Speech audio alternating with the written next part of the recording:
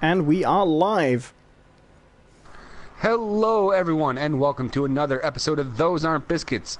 I am one of your hosts, Jonathan Cadotte, and with me, as always, Owen Adams, but the collector's edition. Okay. Yeah, it comes with your complimentary inflamed gland. That's true. That's true. Gland swelling action. That's right. I do finally have antibiotics, which is nice. Oh, that was the deluxe edition. Yeah, swollen gland and antibiotics. Owen Adams, the definitive edition. Well, I like to think of myself as the director's cut. Right, but you also come with all your DLC. You know? Right. You're really not going anywhere else after this. Well, I really like to think of it more as a loot gland. A loot gland. If you can get it to open up, you don't know what rare goodies might be inside. It's yellow pus. Yeah. Lord, take me downtown. I'm just looking for some pus. Yes, for people so who... Gross. I don't know. Did we talk about this on the last podcast? I don't feel like I had this last week, right? I feel like it was around about Monday I started to notice. But for... No, you talked about it. Did I? Did I say how far along it was? I was on your own stream that we talked about. Maybe, because we also did some cross-out. So I know we've talked about it, but yes, just for the people who are confused by this, for all our many listeners who don't always also subscribe to my channel, yes, I'm sick. About a week ago, possibly a little more, I started to get a kind of a sensitive patch near my ear, and I have a very old little lump there that's like a benign cyst or something like that. You know, it's been there years. Want to load up a match? Sorry? Want to load up a match? Yeah, let's do it. And no, not 8-player free-for-all, thank you. And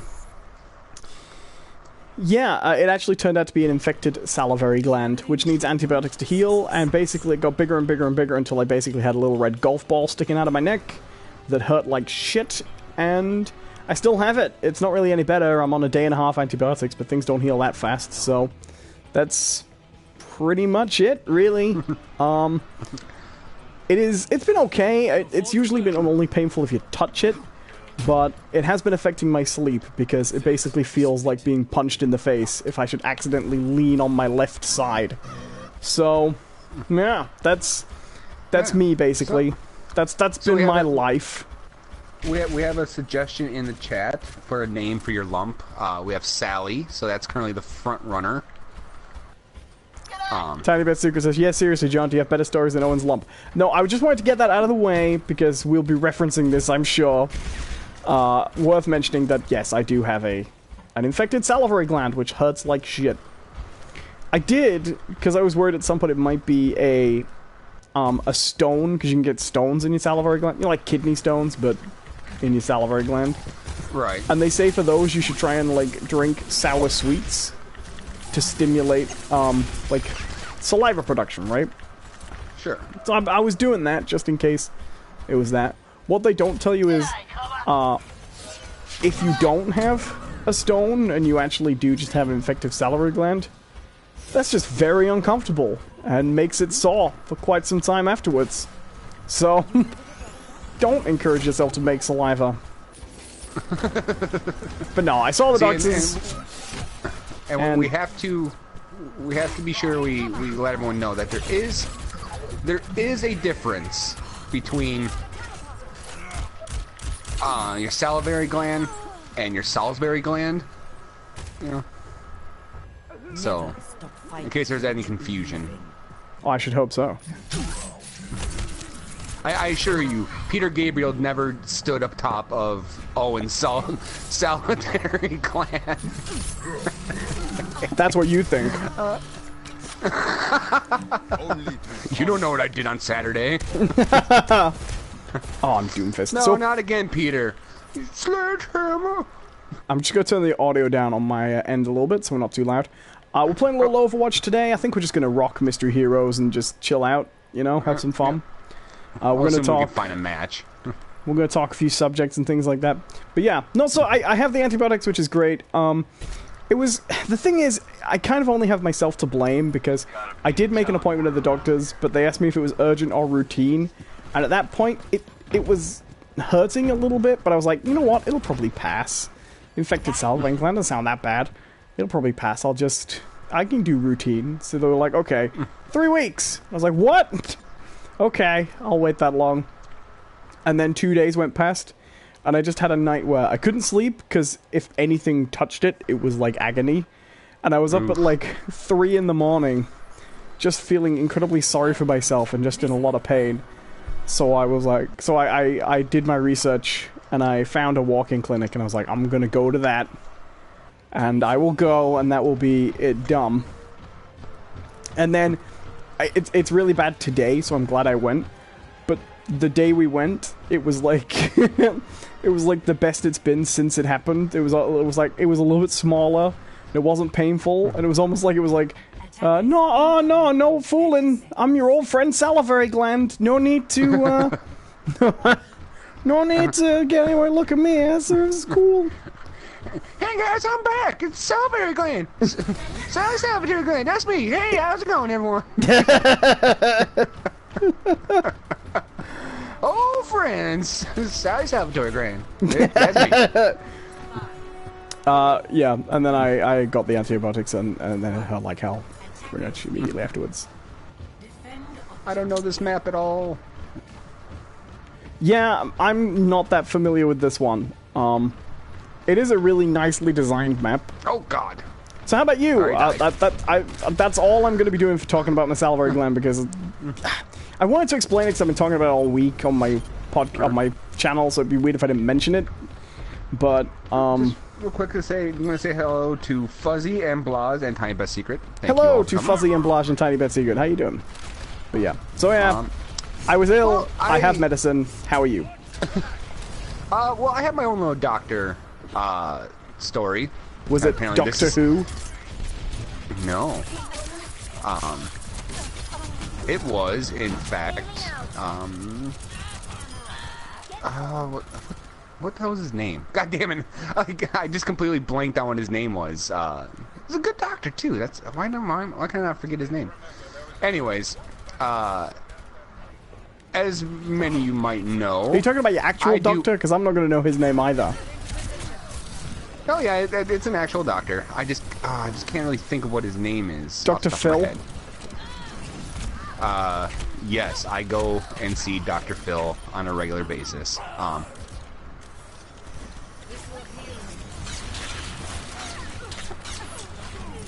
was just thinking, do you think you should name your actual doctor on a podcast? I guess it doesn't really matter. It could really backfire though, couldn't it? Like, wouldn't it be terrible if you were like, yeah, old Dr. Johnson, he's a really good doctor. He always is really, really thorough with my rectal exams, you know? And he gets really deep in there, and you know, like, and he knows that I'm not exactly, like, fond of latex, so he doesn't even use the rubber glove, you know? And then he looks me in the eyes and just says he'll always care about me. Wait. You know what? I can't...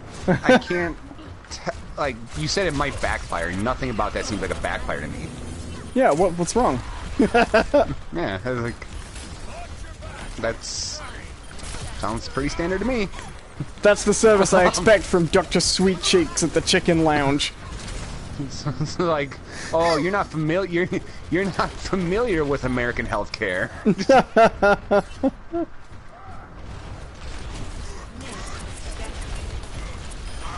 Blythe says, why is Doctor really into Owen's rectum? When you say it like that, though, you make it just sound like a hobby. Like, that's his passion. Some people are into stamps. Some...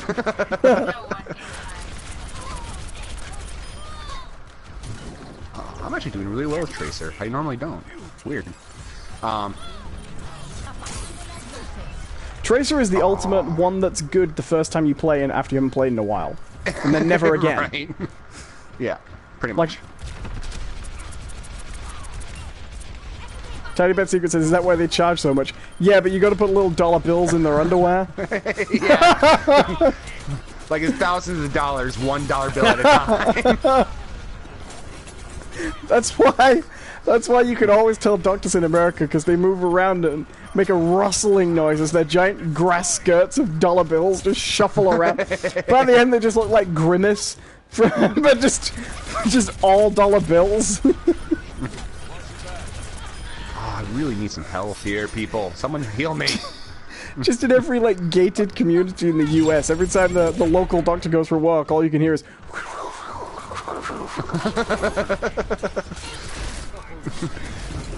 It's weird, because all the waiting room music is always, you know, pour some sugar on me. In the name of love.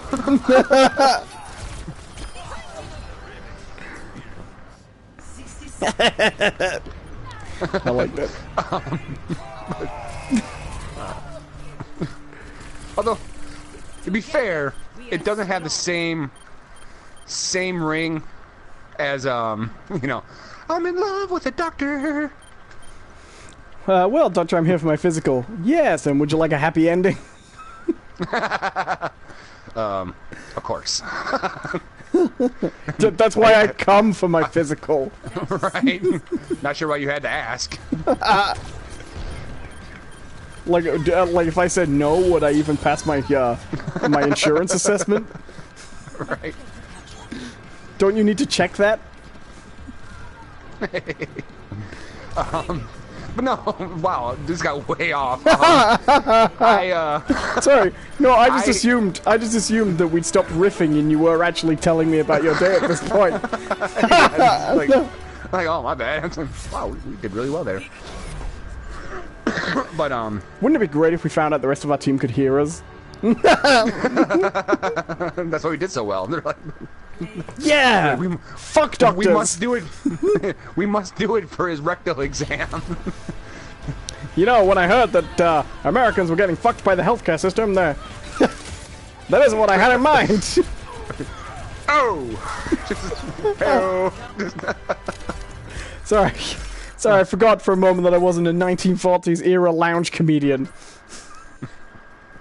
No, I actually. Hello, Mystique, the cute blue alien. Welcome. But no, I actually gone in to get on Chantix because I am a smoker and I don't want to be anymore. And but no, the interesting thing is that real quick, I'm gonna go through the chat before I get into this. Lobster says, "OMG, I can't write normally." Well, sorry to hear that. Are you like just slamming your face into the keyboard? 'Cause that's not normal. We slamming. Clickety clickety clickety clickety.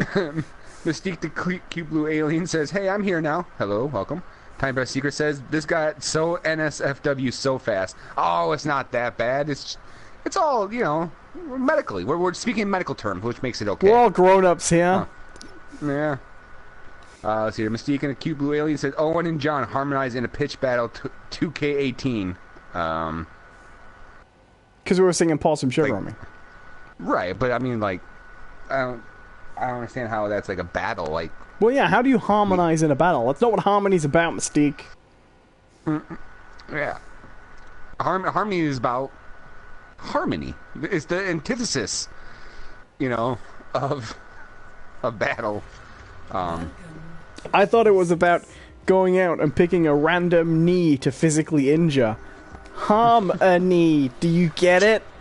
Oh, puns. You've been watching Those Aren't Biscuits. I've been one of your hosts, Jonathan Cadotte, and with me as always has been Owen. And Owen, where can they find you? I'm here all week.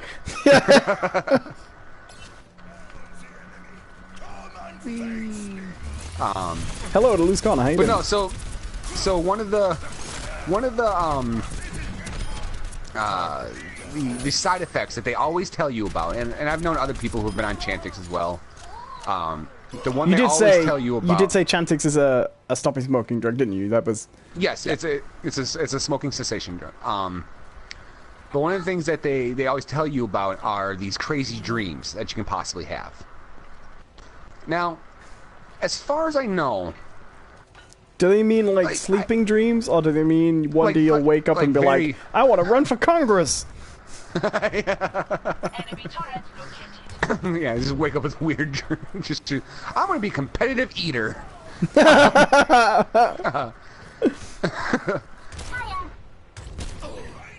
But no, it's sleeping dreams, and not like weird dreams. I guess the better term is vivid, very vivid dreams. That makes sense. Right. And here's the thing, like, if you ever woken up knowing very well that you had a dream, but you can't quite remember it? Yeah, all the time. Because I'm not generally speaking a dream rememberer, you know? Mm-hmm. Some people are, some people aren't. I only remember my dreams when I'm sick. Yeah, I'm not a big dream rememberer either. So what I've been experiencing is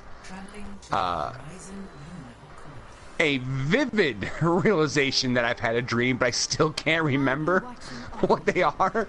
So like I'll be waking up and like, oh, I know that dream was fucked up, but I don't know how. What if that was the dream? What if you're just having dreams that you've been having,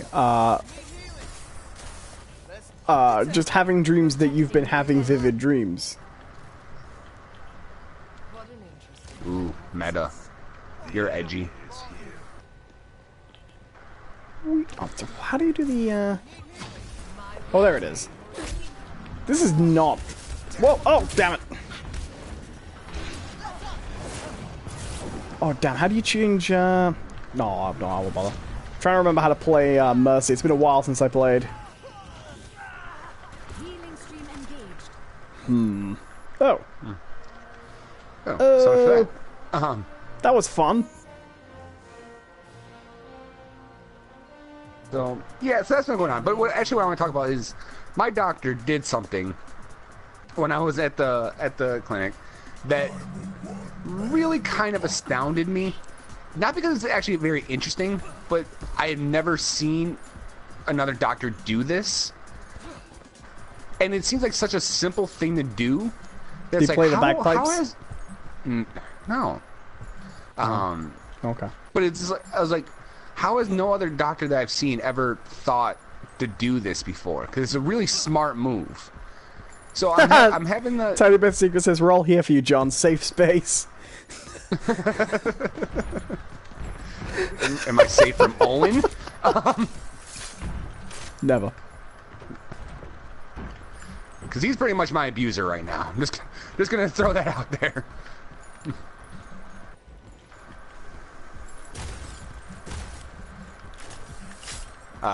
Continue. So we're going through the checkup and the appointment, and he's asking like, okay, have you tried any other ways to quit smoking? Yes, I've tried the patches, I've tried the gum, and so much, you know. And he's like, okay, all right, so well, it sounds like then we're definitely going to try out the Chantix, all right, because we've had a lot of success with that, and seems like it'd probably be a good fit for you. And then he got his lighter out, and he went, ah. Oh, I love a good fag. Oh, whew. Oh, man. I'm not envious of you, buddy. I would miss these babies. Oh, whoo. Oh, you know, it really just relaxes you. It just really calms you down, you know? Ooh, yeah, you know, your first cigarette of the day, it's beautiful. And then as you leave it, he's like, are you going to finish that pack? Do you want just, you know, just leave me those? You're not going to need those, right? So it's... Sorry, tell me what you did. Oh, I don't It's like, oh, it's gonna be one of these shows, huh? Where Owen thinks he's real fucking funny. I don't care, that was funny. That was funny, and that was its place in the show, John. Your stories are subservient to comedy. I'll keep that in mind. If your stories contained a little more comedy, John, it wouldn't have to be this way. Buck it up, sunshine. Oh, I'm sorry. Why don't you regale us once again with the hilarity of your oozing fucking sore in your mouth? Hey, I drew a little clown's face on it. What more do you want me to do? You wonder why he's inflamed, alright? You gotta use that non-toxic ink. I thought you'd like it. We all know how you feel about unusual types of clown. Yeah, but, like... you didn't really clearly define what kind of clown it is. Exactly. Like, I put a red nose on it. Are we talking Harlequin? Exactly. Are we talking what, traditional, religious? What theatrical tradition does swollen gland clown belong to, John? I'm sure you can tell me all about it. Well, the way that it's making you cry so much, it's probably operatic. Fucking diva. I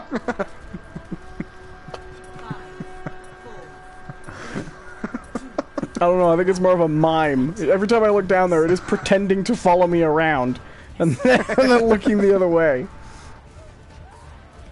Continue, John. What do the ducks do? Fuck, now it's like, that guy built it up, and it's not really,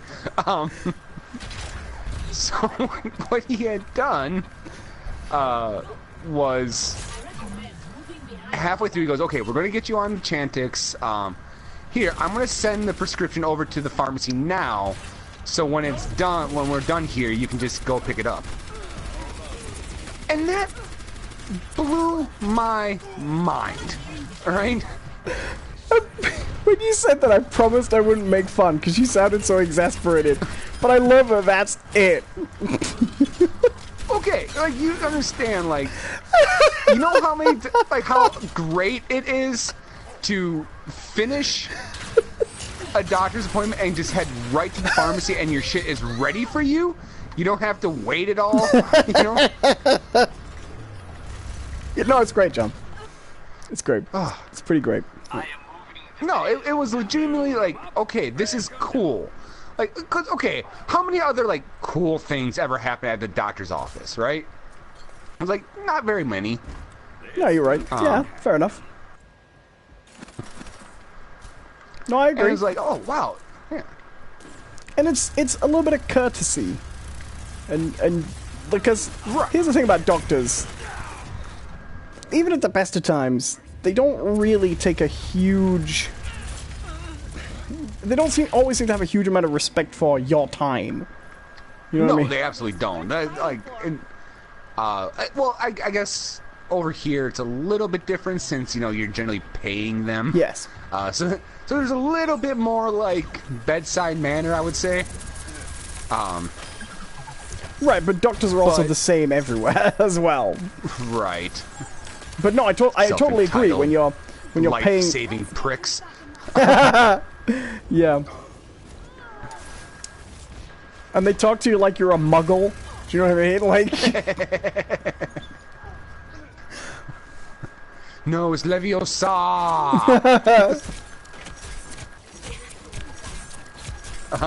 Do you ever have that feeling as well when you go to the doctors and you know exactly what you're talking about, but you feel obliged to pretend you don't? Yeah. Because, like, when I went today, I've Googled things. I knew what I had. I've been saying on the channel all week. I have a I Google things. I've been saying all week, right? That's the love song of the millennial. I know things. So I Google. So I've been saying all week on the channel, I have a swollen parotid gland, right? Mm-hmm. And I went in and I said to the doctor, yeah, so I've got this painful lump on my face. It just came up over the week, and I thought I'd better get checked out in case it's something like an abscess, but probably isn't. And she goes, no, it's not an abscess. There's a gland under there called the parotid gland that's swollen. And I went, oh, because you gotta make them feel like their education was worth something, you know?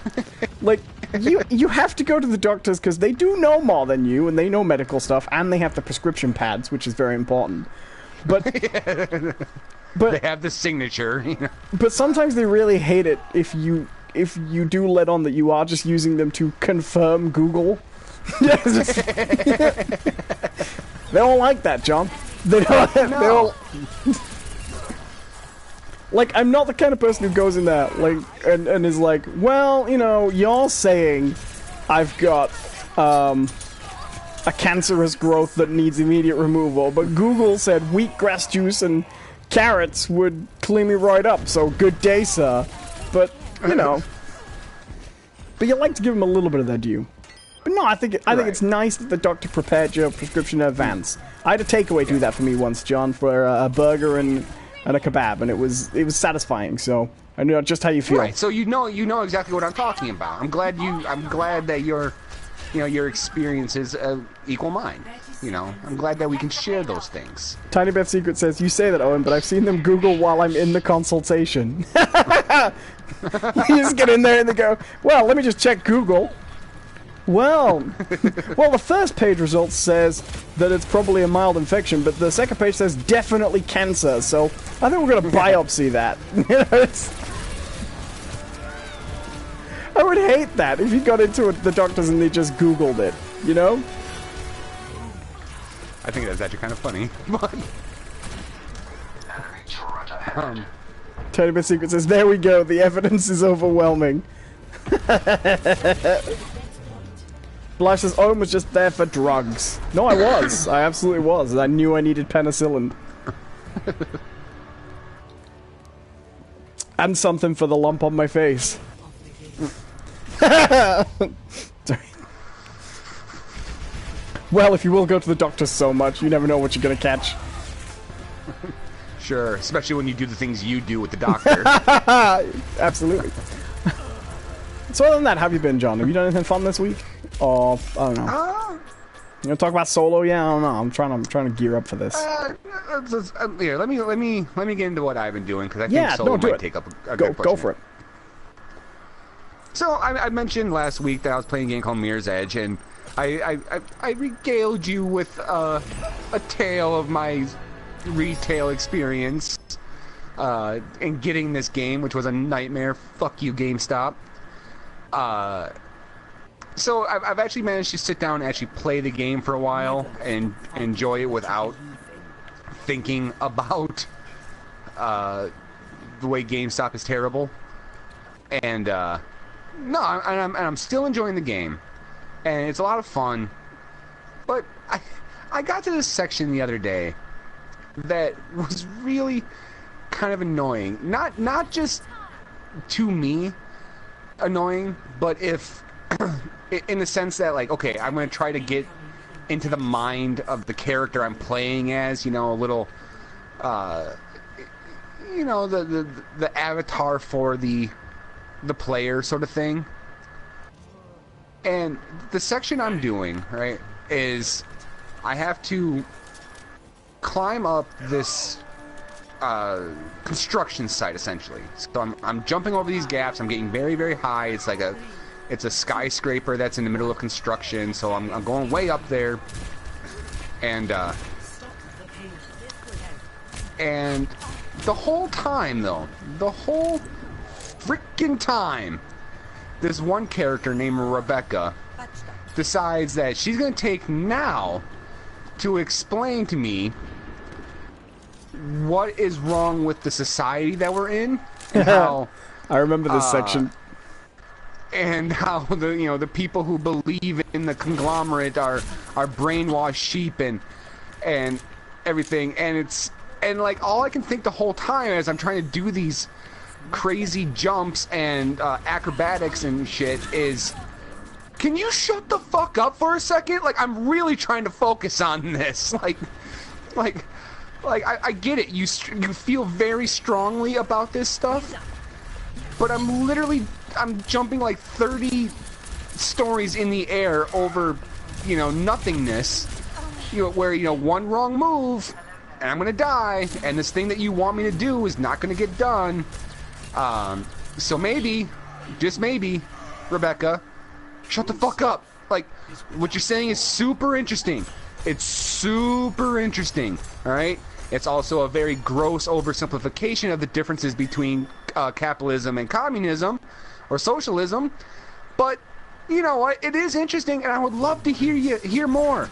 I really want to hear what you have to say, but maybe not while I'm like doing a ballet of death, like 100 feet in the air. Just maybe. Just is that okay? Is that concession that we can make? Just like, Jesus Christ, shut up! Like, this is terrifying. So that was my thing, and like the whole game is kind of like that too, where I'm enjoying the game. It's a lot of fun, but a lot of times we're like, oh, we're gonna talk about something right now, and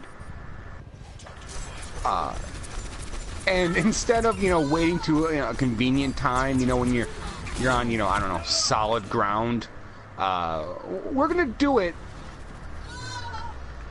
like now. Just like, whenever I see a section like that, I always try and picture, because this is one of those games where a lot of the exposition, a lot of the conversation happens through disembodied voice on the radio, right? Right. And I always try and picture what the other person must look like on the other side of the radio. Are they just like sat in their chair or stood in the same spot in the control panel, reeling off all this text, with like other people around them being like, "Oh, she's off on one again." Yeah. like I can imagine them like their feet up on the desk, like they're picking their teeth with like a toothpick, having like a nice, a nice drink next to them, and they're just like rattling off this stuff while I'm flying through the air. Just, oh god, oh god! Now they're chasing me. They're like, "Did you get that last part? I want to put that on my YouTube channel." Right. It's like, I don't know. Like, I know you're supposed to wait 3 days before you're supposed to call her back, but I don't know. I really like her. So what do you think? Like, should I just call her back now? God, I'm so high up. It's windy. Is that rain? Oh God, it's rain. It's rain. I gotta do this while it's wet too. Whoa. Yeah, no, they you're right. changed, You're right, Faith. What was that? They've got rid of Hanzo's scatter arrow. Have they? Yeah. It's Weird. storm arrows. The next 6 arrows fire.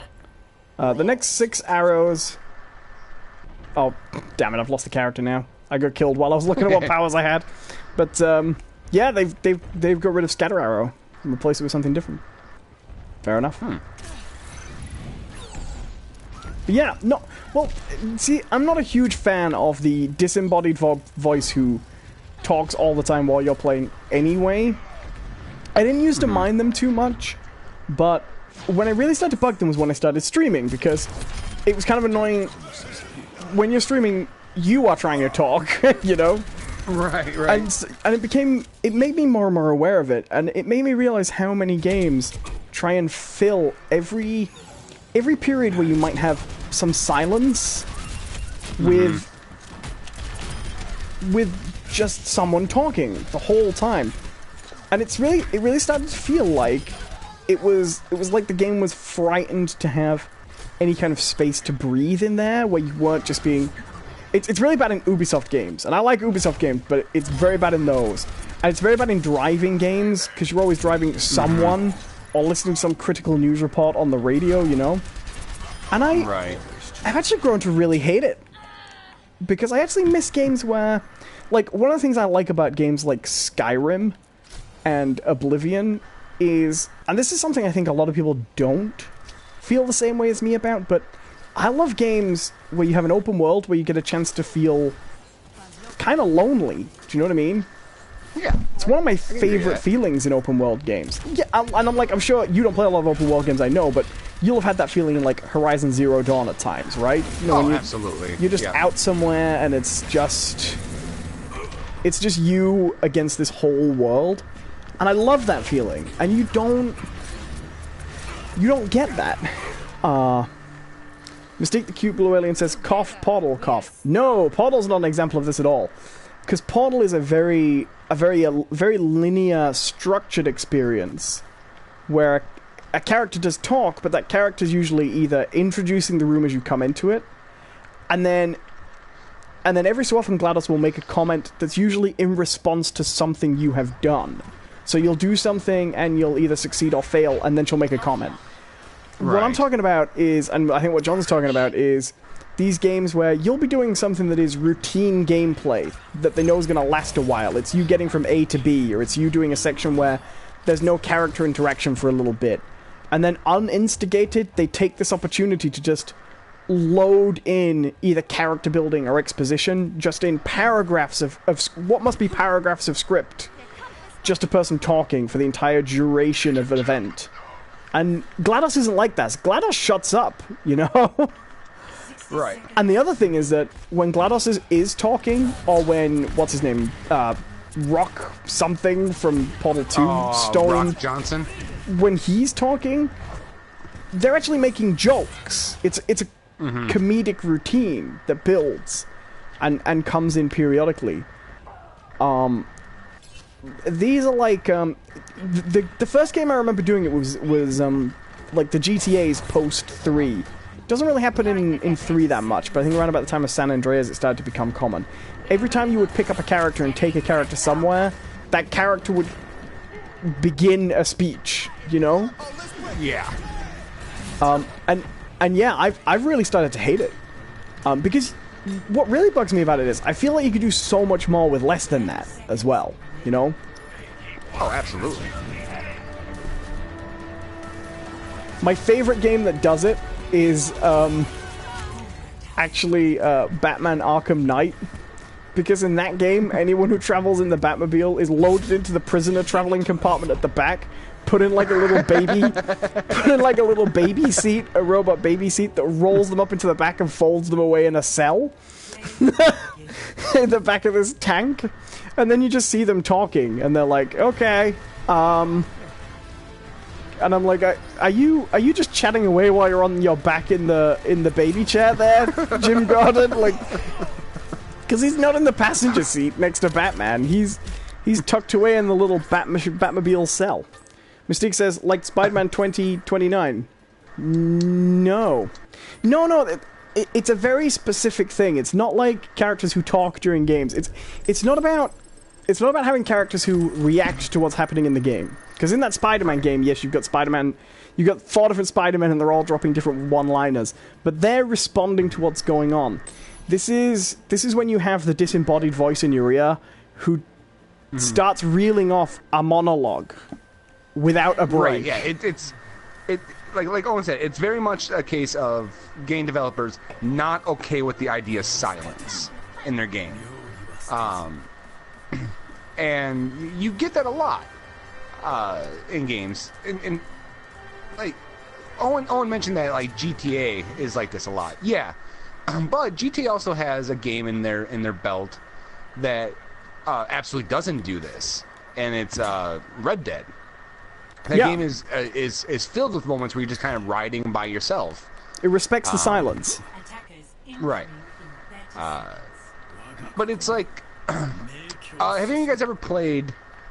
What was it called? Well, also another Rockstar game, but L.A. Noire. L.A. Noire was notorious for this, where everywhere you went, you always had a partner. You never really went anywhere by yourself. You always had a partner, and every single time you would go anywhere, one of your partners would just go on and on and on and on and on and on about like their theories on life, on crime, and right. And this game was set in the 50s, so it was a lot of that broad doesn't know what she's missing, and that sort of thing, and it was just it was so annoying. And then the worst part is they thought very highly of these conversations, because you actually had an option to auto drive but still listen to the conversation if you really wanted to. And yeah, because you could decide your partner could drive. Now, I actually like that feature because I know people who love games like L.A. Noire but don't like driving, right? That's great. Mm-hmm. But they still want to get that little narrative thing. But I would say in L.A. Noire, you can't really afford to skip those conversations. Because while most of them are not important, every so often quite relevant stuff turns up in them, right? Mm-hmm. Yeah. Well, L.A. Noire's, for me, L.A. Noire's like a really big wasted opportunity too, because L.A. Noire has one of the most beautiful open worlds ever made, I think. Yeah. Now I don't really mind that there's nothing to do in it. It's not really an open world game. That's the problem. No, it's not. But I like that it's set in that reconstruction of I like that it's set in that reconstruction of 1930s LA because it's pretty, you know, and it's nice and it's beautiful, but it doesn't use that open world for anything in the game in any meaningful way, I would say. And so it's a real strange thing, LA Noire. I like the game, and I even like that it's open world, but it does feel a little bit like it's open world just because it's Rockstar, you know? And they are the GTA guys, you know? And yet, I mean, I don't know if it would be a better or a worse game if it also played like GTA. Right. But it isn't a game like GTA. It just looks like one at first glance. I really like LA Noire, though. I mean, I've said my big criticism of LA Noire before, which is that the finale of the game is a totally different game, but I don't know, I guess it kind of worked like that. It didn't feel obliged to fall into the trappings of, it didn't really fall into the trappings of open world games at that point.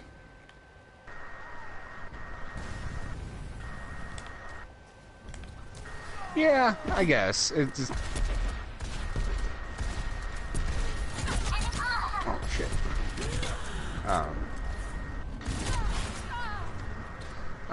Yeah, okay, just real quick. Sorry, Mystique, I did see that comment. I didn't read it out loud. I'm sorry. The conversation just wasn't going there. Sorry about that. Well, not really sorry, but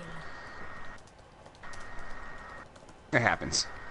So yeah, so I'm playing that. I'm still enjoying it. The traversal is just a ton of fun, and there's no way around it. That game feels different than any other game like that. You know? Yeah, I'd agree. It just feels different, and like once you get that flow going, where you're just on it, and you don't even need the line to tell you where to go. You just kind of have a sense for the city you're in or the area, and it's like, oh, I know. And now some people would say that this is a bad thing. I actually really like this.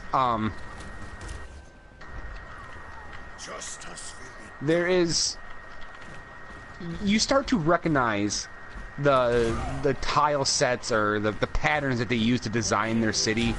Like, you know very well once you see like this certain structure that there is going to be this structure attached to it.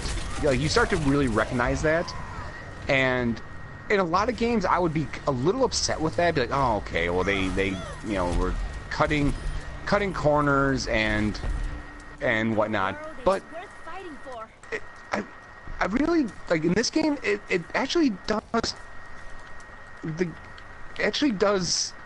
helps. It helps that exists. You know. Yeah. Oh no, absolutely. Because like once you start to recognize those patterns, then you can have these moments where you're just running, you're trying to get from point A to point B, and you just know exactly what the button combinations you're gonna have to hit to get it taken care of. Right.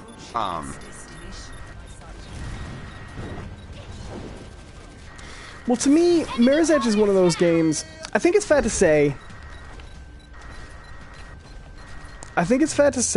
that Mirror's Edge is a franchise that's always really failed to live up to its potential, right? Because I would argue that both Mirror's Edge games are very, very fun and do something that no other game is doing, but that fundamentally they've never really 100% delivered what they promised. Do you know what I mean? Right. I think, like, of the two, I think the first one's probably the better game. But I like the second one a lot, too. I like Catalyst a lot, too. But what they do that I don't think they get enough appreciation for, really, is they take a first-person engine, and they use it to make a type of game that has always been considered to be death for first person, right? Platforming, basically. Right. And then they go and they make what might be one of the smoothest, most well-designed, thoughtful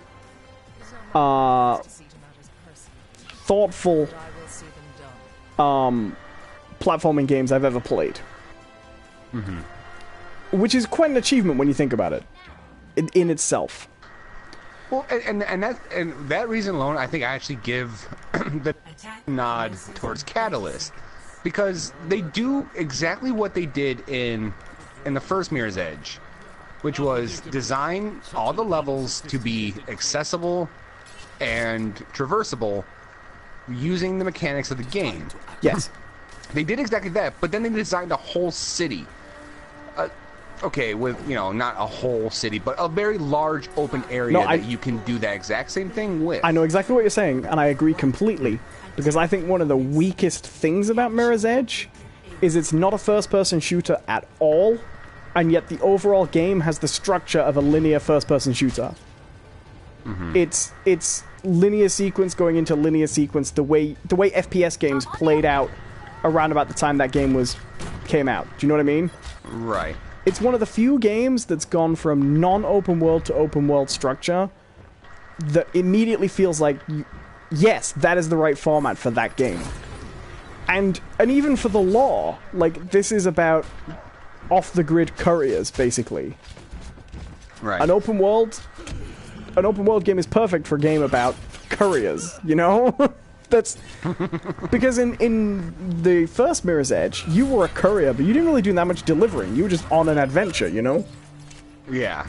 Like you started out with a delivery, and then it real quickly switched to be like, oh, you delivered to the wrong person, and now there's issues, you know, and your sister's involved, and blah blah blah, and right. By the way, in Mirror's Edge Catalyst, they just you know, there's a certain thing that's been happening, and if no one else sees what's about to happen, they're all fucking idiots. Like, well, have you like what's coming next is just like okay. I don't want you to confirm or deny this for me, all right? But this is what I'm gonna say, all right? Now I've seen like 3 different dream sequences now. Like the flashbacks, cutscenes. Yeah, where the main character you play as Faith, her and her sister are running away from this issue that's going on, or this it's like a riot. Protest. Yeah, from a riot. All right, and they get separated, and for all intents and purposes, like she died, the sister died, but then, all right. Now, I don't necessarily want to make this a thing, but so Faith is an Asian character, and for all intents and purposes, that's not real important to the plot at all. Well, it's set in a the city is basically an Asian American city. They never really tell you where it is. But it's like it's like a biracial city, right? Mm-hmm. So there are a lot of Asian characters. Sure. But what happens is you run into this character, this Isabella Kruger, right? She's the daughter of the villain. The daughter of the villain. The villain. Now, okay, granted we haven't seen the mother at all, so you know I can't speak to that. But never stop fighting for what you believe.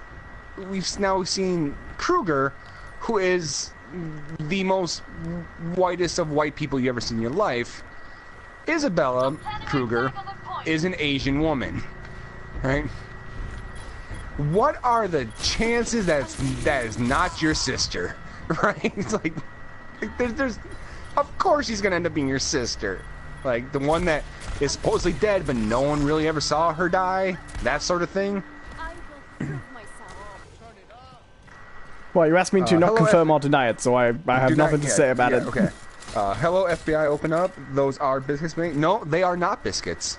As is the title of the show. Yeah. You're wrong. So the last time we talked about... You came in here swinging a big stick, think you're going to show us wrong. Nope. You're not. You're wrong. Those aren't biscuits. the last time we talked about it, you said you had absolutely no interest in the game's plot.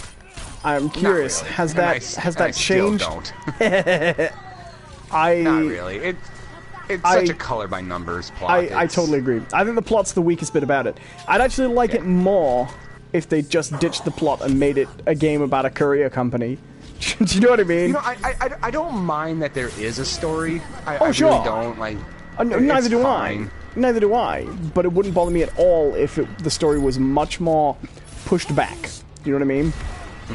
Right. I'd like it if it was kind of hidden away in the missions a little bit. I think that would work. I'm glad you're liking it. You'll probably finish it. I didn't finish it because it wasn't doing that great on the channel, and I'll be totally honest, I kind of had my fill with it when I was done, you know? It's not... The thing about Mirror's Edge is, it's not an amazing game, either of them. They both have their weaknesses. But, Still not Biscuits. Still not Biscuits. But, do you know, I'd play a third Mirror's Edge game. Probably. Yeah, I would. I don't think we'll ever get one, but... No, well, Catalyst was... We were lucky enough to get Catalyst, really. Right. It's one of those things you where... know, I could see us getting one, but it would be a case of when the property opened up and DICE, or EA unloaded some property and some other company got their hands on it. Right. And have a real passion behind it. That's how I see it happen. But if that's the case, then we're still looking at years, you know? Yeah. Well, many years. Well, Catalyst is odd because I think you can tell, to me, even though technology has moved on and things like that, Catalyst feels to me like a cheaper game than the first one. Oh, I agree. I think even, you can tell, like, I don't even think necessarily, aside from in, like, the bog standard ways where you can't do any worse on modern technology, like, I think it looks less graphically impressive than the first one in certain respects, if you know what I mean, as well. Do you know what I mean? It looks like it didn't have as much of a budget put in, and they've obviously tried to... Like, I don't think this one was made by DICE, was it? I know DICE made the first one. Was. Was it? It was. Okay, yeah, fair enough. Yeah. The thing shows up every time you launch the game with a really kind of annoying tone, like doo-doo-doo. Because I remember the DICE logo in the first one was under her footstep. Do you remember? So you just hear right, or just running off, and then. I have such fond memories of the first one, even though that game has its problems too. Yeah. I can't get away from the fact that even though I feel like they've kind of mishandled it over the years, I still love that gameplay. It's one of the few games I think where I'm not only like this, but I've been able to overlook a lot of really terrible games because I've loved the gameplay. I'm normally the other way, right? Like, I can overlook crappy gameplay because I like I'm playing Shattered Dimensions on the channel at the moment. I've overlooked a lot of really crappy gameplay games because I like Spider-Man, you know? But there aren't many games where I'll overlook a lot of sort of structural problems because the gameplay is just so much fun. And Mirror's Edge is definitely one of those. Oh yeah, for sure. Same thing for me. It just feels so good. Just to, you know, run up a wall, flip around, kick back, jump across, get a run. No, it's really good. I'm glad you like it as well, because I'd heard nothing but terrible things before I played it, which is why it took me so long to play it. And it was one of those have I played the same game as everybody else moments for me, really. No, I had the exact same moment, like, cause I bought it right away.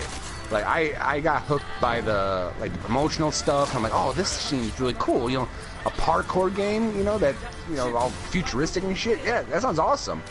And so I bought it right away, and right off the bat, I enjoyed it. I was like, yeah, this is a good time. And then everyone else is like, I don't really get it. It's not that fun. Like, I'm getting motion sickness, and it's not all that deep of a game. And it's like, what? This game's fun as hell. I think people were expecting a first-person shooter, you know? But I was actually talking about Catalyst, the same thing. That was a did I play the same game as everybody else moment for me. Sorry. Sorry. But no, I mean, but it applies equally to the same one. So I'm glad you like that as well. You know. Oh, I've never seen this map either. We all do. I've played a 1v1 version of this map, and I got my ass kicked. Mystique says, that was me with The Last Jedi. Do you know, I was kind of like that with The Last Jedi too, but not on the side of positive or negative. Right. My opinion of The Last Jedi is that it's about as good as Return of the Jedi. It has some good bits and some bad bits, and it makes some mistakes along the way, and has a lot of stuff I like too. I can't conjure up... You take the good, you take the bad, and there you have the facts of life. Right. I can't conjure up massively positive or negative feelings about that movie. Some of it works, some of it doesn't. And the stuff that doesn't work is okay, but not too offensive. And the stuff that does work is sometimes really great. You know, it's a good movie. Yeah. But what's not a good movie is...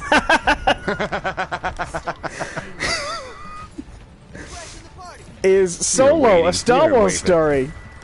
Are we ready for this? Did you pay him to make that comment? Are you not paying audience members to set me up perfectly like that? To make your segues for you? Just 3 years of failing to make a decent segue, and then you just start to pay for it. That's sad, Owen. That's just sad. In my defense, it's not as good as it sounds, because I don't actually think Solo is an overtly terrible movie. But, are we ready for this? Should we do it? Sure. So, I saw Solo, a Star Wars story. Now, before we get into this, I've discussed this with John, and John is not sure he wants to see the movie at all, right? Like, okay, let me put it to you this way. Okay. My feelings about this movie going into it. All right? I'll be as succinct as I possibly can to explain why I wasn't very excited for this movie. All right? So, here it is. Han Solo sucks. He's the worst fucking character. He is. In Solo, a Star Wars story. That's not a joke. That's true, by the way. No, in the Star Wars films himself, it's just like he's just terrible. He's terrible. He doesn't. He's only a little bit better than Fett in the terms of like what he actually does because he has more time. So here's the thing. And, I don't dislike Han Solo, but I think. Oh, I do. I think overtly he has always worked better as a supporting character than a. Yeah, absolutely. But I will. So what I wanted to say was, and I'm actually in the same boat as you, John. This may be the least excited I have ever been for a Star Wars movie in advance. I did start to get a little hype as we got closer to it, and I did eventually want to see it, and so we went to see it. And because John is not entirely sure he even wants to see it, right? We've discussed this before people think I'm being terrible, and we're gonna have our usual chat with spoilers that we normally have when we both seen a movie, still right? Terrible. You're still terrible. Well, yeah, no, sorry, not for this. I don't want people to think I'm not terrible either, because that would be a lie. But in case you think that this particular thing is an example of me being terrible, John is okay with me spoiling Solo, a Star Wars story for him, right? And that no holds barred. I just one last confirmation. That's cool with you. No, you're good. You're good. So I have to put this warning out to you guys. I'm not wrong, Beth. I'm not wrong. Han Solo sucks. I have to put this out to you guys then. This is going to be a full-on discussion of Solo, a Star Wars story with no limitations. So if you do not wish to have the movie spoiled for you, I guarantee you I will be spoiling it. And I really will be spoiling it because I have things to say right about the very climax of the movie too. So let's get into this. I'm Han Solo. I shot first. That is the culmination of the movie. That is the ending of this movie. Is him shooting first? Yeah. I'm not even joking. Oh, I fully believe you. So. Oh, God. No, before you get in this, I'm going to say my damn piece. You want to know why Solo's the damn worst? Alright? Because they make him out to be this, roguish type of character, this you know, sort of handsome in a gruff way, and you know, is he ever gonna, you know, can he be fully trusted? You know, is he just out for himself? You know, sort of thing. And by the end of the first fucking movie, that's kind of over. Like, yeah, it's well, over. Like, it's over by the end of this movie too. In fact, it's kind of over by the beginning of this movie. So they never even, like, one of my big issues with this film is they don't even manage to get Han Solo to the point psychologically where he is at the beginning of Star Wars. Of course. They don't actually achieve that. But so I'll go through the plot. If that's okay. I'm not going to ask anymore. I'm just going to talk about it. I'll go through the plot and then I'll talk about where it works and where it doesn't work. But what I will say is, my overall feeling of the movie is that the first act is really atrocious. And then around about the time they introduce the actual villain and what the stakes of the movie are actually about, it does improve dramatically. Dramatically. But that's also around the time they introduced Lando, so that's a big part of that.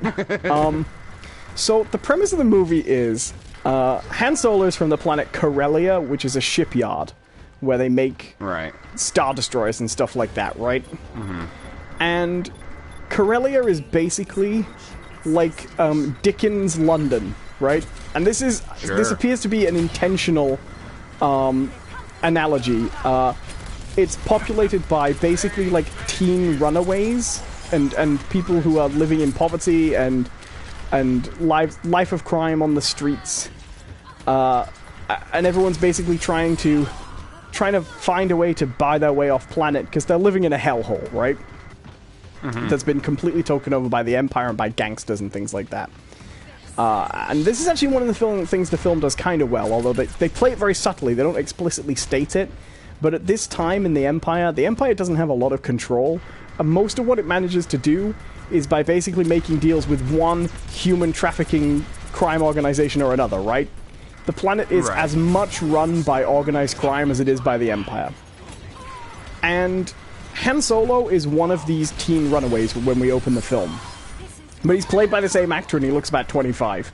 But it's, the script is, like, I think he's supposed to be, like, 17, but the script plays it, the script almost reads as if he's, like, 12. but he's, like, 25. And he's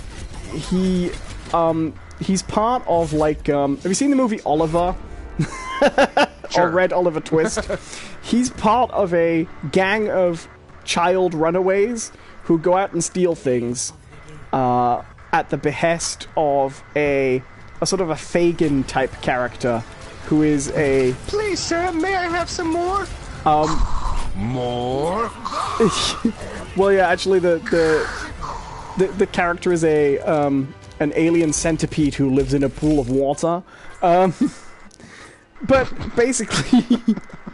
Just pour some salt in, we're all free! That's not that different to how they... Anyway.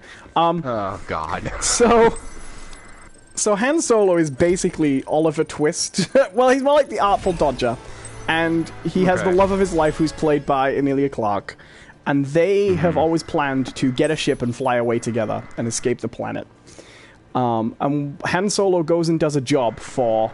I forget this centipede woman's name, but he goes and does a job for the boss, basically. But he lies and says the job's gone awry when actually he's taken the winnings for himself. And the winnings are actually an example of this movie's big MacGuffin. Everything in this universe revolves around this concentrated starship fuel that you can transport in little vials, right? And it's worth a fortune. That's the currency in this world. That's like gold. That's the gold. Or the oil. It's this resource that everybody wants. This what's it called? Something like coaxium? Something. Tiny Best Secret says, Lady Proxima, fuck's sake, I'm going to say it 3 times, and it's in the not crawl. Yes, it's in the opening not crawl. It doesn't have an opening crawl. It has text text in the same font as the A Long Time Ago in a Galaxy Far, Far Away font. But it's written in the same style as the opening crawl and contains about as much text. Which is odd. Coaxium. Okay, yeah, that's what it's called. It's this highly concentrated spaceship fuel that you can basically carry around in your pocket. It's called Coaxium. And he has stolen a little vial of it, and he and Emilia Clarke, basically, there's a chase, they escape, and their plan is to bribe the Imperial officer at customs into letting them pass with this coaxium, because it's really valuable, and get off world, which they do. They go to customs. There's action scenes on the way, but they go to customs. They go to get out.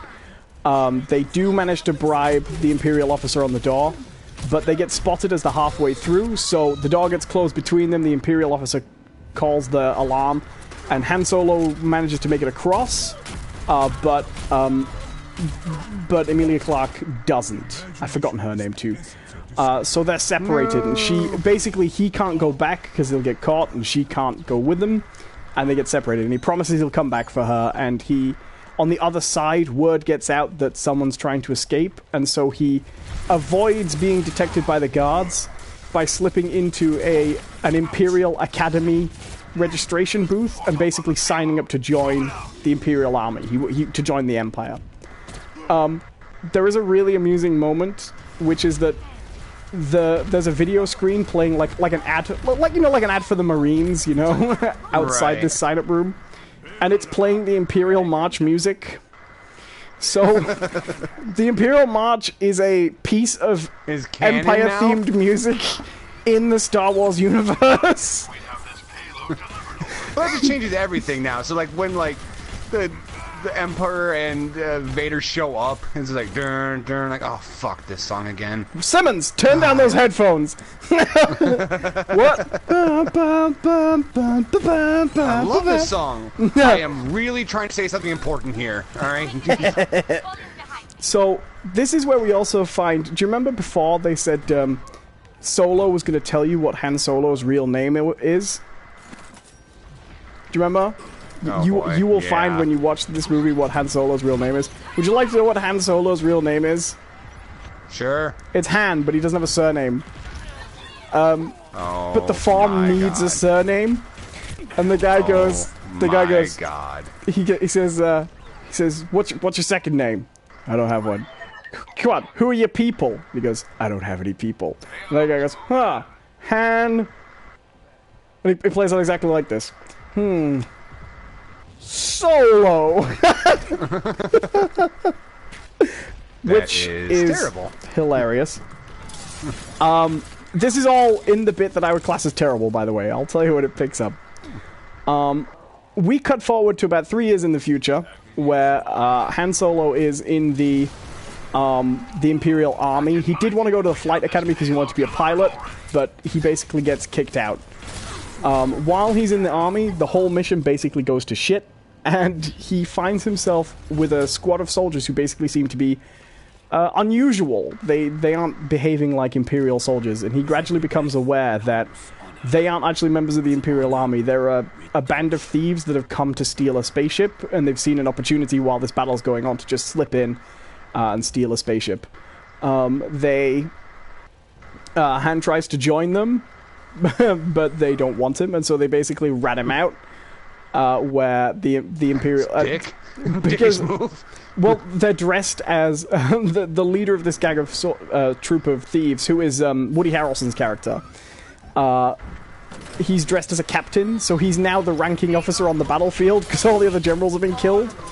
And so he basically he says that he tells the next in command that Han Solo's a deserter that they've just caught, and don't believe anything he says because he's a liar, and go have him executed. So they take Han Solo away, and they throw him in the pit where the beast will eat him. And that's how they choose to execute him. They throw him into it's like a sort of dugout rancor. With Star Wars, and that's a very inefficient way to kill someone. It's like a rancor pit, and they throw him down there, and there's mud, and it's all dark, and there are growls and snarls, and then the beast emerges, and it's Chewie.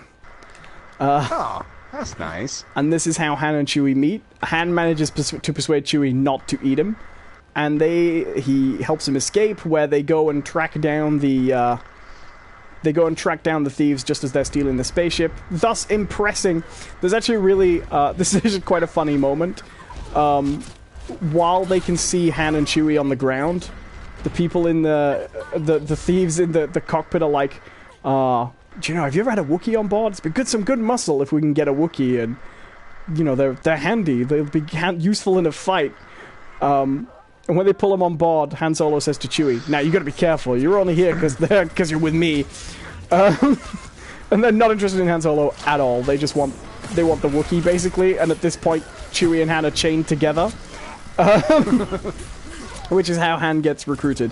Now at this point, it's worth mentioning, none of this is Han Solo as we have seen him in Star Wars. He's not a scoundrel, he's not a rogue, he's a guy who escaped from a planet where he was a Luke Skywalker character. He was a young dreamer trying to get off this shitty existence and make his dreams come true. That's the archetype that Han Solo currently fits into.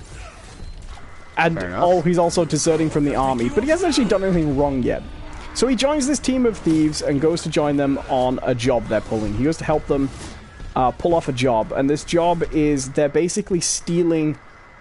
They're going to a planet to steal a cargo load of coaxium that's on a train, and this gives us our first big action sequence, which is it's basically like a high-tech train robbery.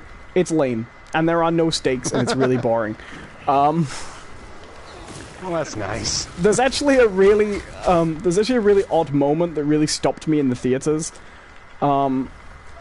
As the train robbery is coming about, the pilot that they've hired gets killed, so Han Solo takes over and becomes the pilot of their ship, which is just a cargo ship. It's not the Falcon or anything at this worth mentioning.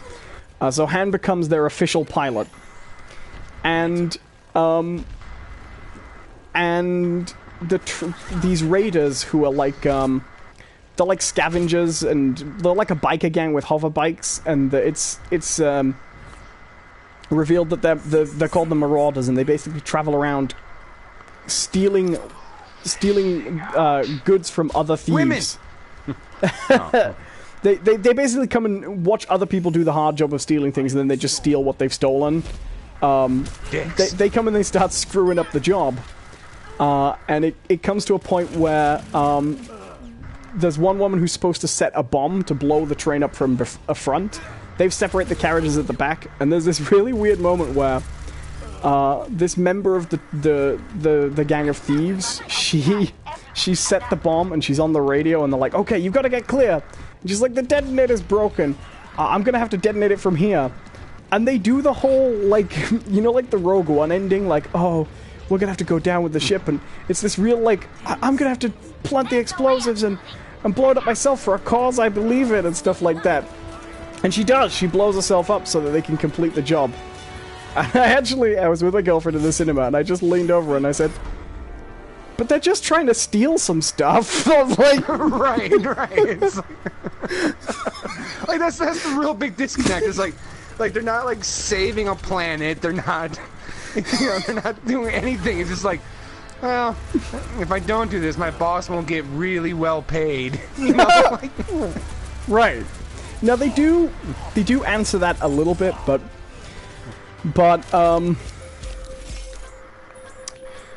so they regroup afterwards. The pilot's dead. The troop is now down to Woody Harrelson's character, who has a very Earth name. He's called Tobias Beckett, which is really funny because the other characters are like Han Solo, Kira with a Q, Chewbacca, Lando Calrissian, Tobias Beckett. Bob Johnson.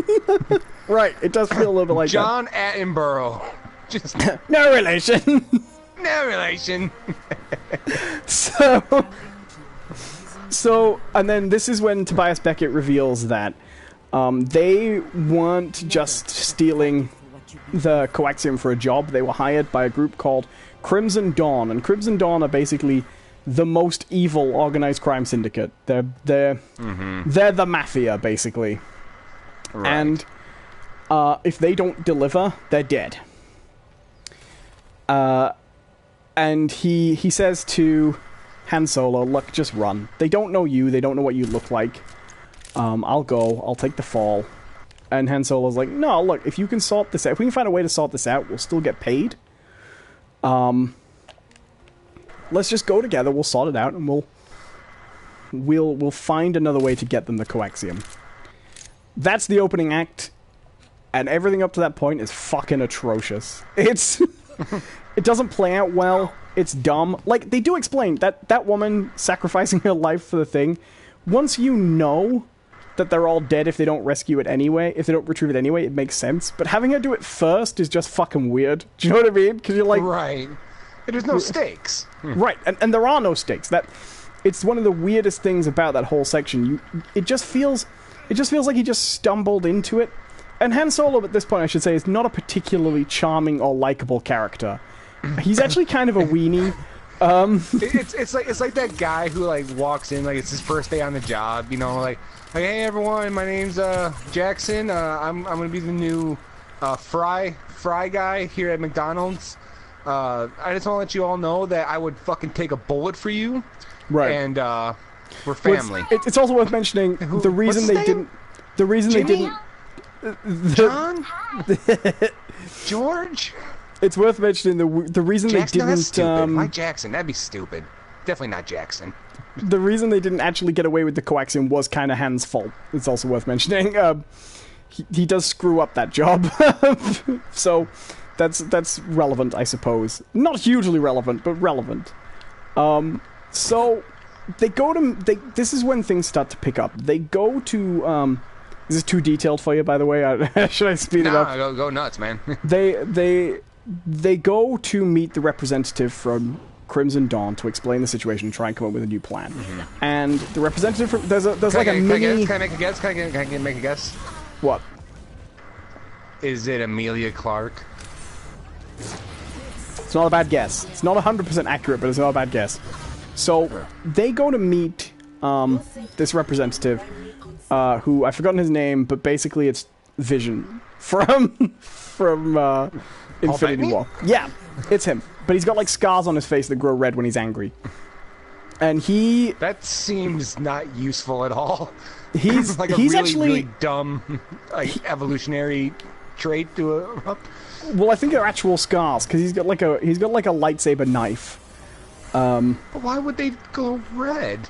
I don't know, but he basically that'd be the worst thing ever. Where it's like, as a predator, be like, all right, find the one that's frustrated and find the one that's gonna be easy to manipulate. I think it's because him. I think it's supposed to be because they're scars from an alien weapon, if you know what I mean. But he basically has this giant yacht because he's supposed to be very rich. They do call it a yacht. It's a spaceship that's like a big triangle spaceship. It's pretty cool, actually. It's one of the more interesting ships. They go aboard the ship, and we're treated to a mini cantina scene with the best character in the movie. This is where the film gets great, because the best character in the movie is introduced. He's only in one scene, but he's probably the greatest character in Star Wars history. There is a woman, and she's singing a song, an alien song, right? In the middle of this rich, like, yacht dinner scene. Sort of party scene. And she's being accompanied by a little green snot monster man in a fish tank floating next to her head that sings in a baritone voice. And it's great. I love it. He is the star of the film, and as soon as he appeared, the film got much better for me. And then he was gone almost immediately. But, so they hang around. Tobias goes to find the villain, who I've been informed in the chat by Tiny Bear Secret is called Dryden Vosh. Is it Voss or Vosh? It's one of those. And he... Oh, it depends. Like, do you have a lot of, like are you trying to eat at the time? Then it's Vosh. So, Beckett goes to find Voss, and then while Han Solo's milling around, someone taps him on the shoulder and says hello. And it's Kira! It's Emilia Clarke's character, Kira with a Q. She's there as well. And it turns out she somehow managed to escape. We never find out how she managed to escape from Corellia, but she's basically been branded with the Crimson Dawn logo on her hand. I mean, this could mean that she's joined Crimson Dawn, or it could mean that she met Alison Mack from Smallville. Who knows? Topical news! But she is Voss's assistant, basically. And you can tell she's kind of unhappy with the situation. She also seems quite concerned for Han when she realizes that he's involved. But she's there. She works for Crimson Dawn. And then they go to Voss, and Voss is basically ready to kill them. He says, look, I don't want to kill you, but you screwed it up, so I'm going to kill you. You know, he's quite polite about it, to be honest, but... I mean, that's the least he can do. He is that character, you know, Christopher Eccleston from Gone in 60 Seconds, you know what I mean? He's that guy. And... Like, Vinnie Jones from Lock, Stock, and Two Smoking Barrels. Yeah. Well, not quite, because Vinnie Jones is just the muscle in that movie, you know what I mean? What I mean is he's the boss who kills you when you don't get it right guy. He's that archetype. Okay. He's very much that stereotype, but he plays it pretty well. Do you know what he does a good job of? They always have those villains where they're scary even when they're being nice. But what's interesting is he's scary even when he's being nice, but when he's being nice, you do kind of believe that he's nice, which is weird. They play it kind of interestingly. You know what that actually reminds me of? Ray Fiennes from In Bruges. You ever seen that movie? No. Oh, that movie's amazing. You need to see that movie. I'll take a look. And so they basically say, look, what if we can steal more coaxium? And they're like, no, there is nowhere else in the galaxy that has that much refined coaxium. And then Han Solo's like, what about unrefined? And, like, the movie plays it like it's supposed to be see, my God, no one ever thought of this before. He thinks outside the box. But actually, the sort of effect it had on me was like, he's a fucking idiot. Like, if it was possible to just... If it was useful to steal it unrefined, why would the entire market revolve around refined coaxium? Right. But basically they go, no, look, there's only one place you can get unrefined coaxium, and that's in the spice mines of Kessel. And you can't get it to a refining plant fast enough before it breaks down. It's not possible. Because to do that, you have to do the Kessel run, which is a really dangerous run through space. And he's like, well, you know what? You're going to kill us anyway. You might as well give us a chance to do it, you know? So he agrees. And he's like, you got to assemble a team. We're going to need a ship. And also Emilia Clarke's going with you. So off you go. Let's go do it. So they have fun. They recruit Lando. Han Solo tries to play him at Sabacc in order to win the Millennium Falcon from him, but he loses, although it is revealed that Lando cheats. Lando's very likable. He's played by Donald Glover. It is Donald Glover, isn't it? Goddamn gift. I love Donald Glover. Yes, and he's great as Lando. Not only because he's great as Lando and he puts a nice spin on it, but he manages to play it in such a way that A, it feels fresh, but B, it feels exactly like Lando as well. Do you know what I mean? You never doubt for a second that this is the same man. Whereas, to be perfectly honest, Han Solo never gets there. Never gets to the point where you think he's actually a younger version of the Harrison Ford character. Never. It never reaches that point. But Lando's pretty great. He's very likable, and we get another kind of mini cantina scene. We also meet his co-pilot, who is not a guy, which I'm really sad about, because I would have liked him. What is it, like LoJack or it's a droid. With the shit on his head? Oh, no. Oh, okay. God, what's he called? Lobot. LoJack. Oh, Lobot. Yeah, which is really dumb, because... Even dumber. Yeah, it's not him. No, it's a droid. And this droid is... she's got... He has her as a co-pilot because she's got the finest navigational skills that he knows. She's basically acquired just the best nav computer brain in droid history. Is she hot? But that means she does have a bit of a swagger to her hips, but she looks a little bit like R2-D2. If R2-D2 had a roughly humanoid body, she's got like a rotating headpiece like that, but then she's got legs and arms, you know. And she's a mocap droid as well, like K2SO, you know. She's that kind of thing. I want to say that let's see here. Tiny Best Secret says it's Dryden Voss. No, it's Voss, like Dross. I'm quite worried about your memory. I am terrible at names in movies I've only seen once. You can't laugh. I've seen you try to remember characters' names. You're atrocious. No, I'm not. You're pretty bad. I don't remember. I am now going to have to point this out every single time it comes up. You won't remember. No, I probably won't. I'll remember. I just won't remember who it was. But this was kind of a nice little trope. Little feature. Because she's got the best nav computer in her brain, he doesn't want to wipe her memory. So, unlike most droids, she started to develop a more sophisticated personality.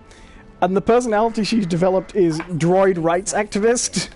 So, at the club where they play Sabacc, they have two little droids. They have cage fights where crappy little droids fight. And she stood outside going, "No, don't do this for their entertainment. We're sentient." Oh God, that kind of actually really fucks with the whole like mythology of Star Wars. Oh yeah, there's a really great moment when they're in the cabin and Lando's like, "Okay, I'm hopping in the back. Can I get you anything?" And she turns and goes, "Equal rights." That's really great. Yeah, it's terrific. So we basically have our team. Tobias Beckett, Han Solo, Kira, Lando Calrissian, and I believe she's called L3, the robot. Or L2. It's L and a number. And, and they are gonna go... I don't think I'm missing anybody. And they're gonna go do the Kessel Run in the Millennium Falcon, because Lando agrees to come along. And they're gonna go do the Kessel Run in the Falcon, which there is something to point out here. You might have seen it in the trailers. I'd seen it in the trailers, but I haven't really noticed. Well, it does look different. It doesn't have like the piece out of the front. They clarify that's an escape pod, basically. And it looks different, but it actually looks very different on the inside. All that, you know, the Millennium Falcon basically looks like machinery and then padded sections, right? Right. It looks almost like foam rubber, you know. I think it's supposed to look like it's padded in case you start buffeting around. Well, when Lando owns the... This is not that long before Star... This is why I'm really confused, right? This is not that long before A New Hope, right? It really... It isn't. When you see... When the movie leaves off, we're not too far away. When Lando owns it, all that padding is biological washing powder white. It is white and shiny and beautiful. What I want to know is, what has Han Solo been doing in the maximum 5 years between this movie and A New Hope?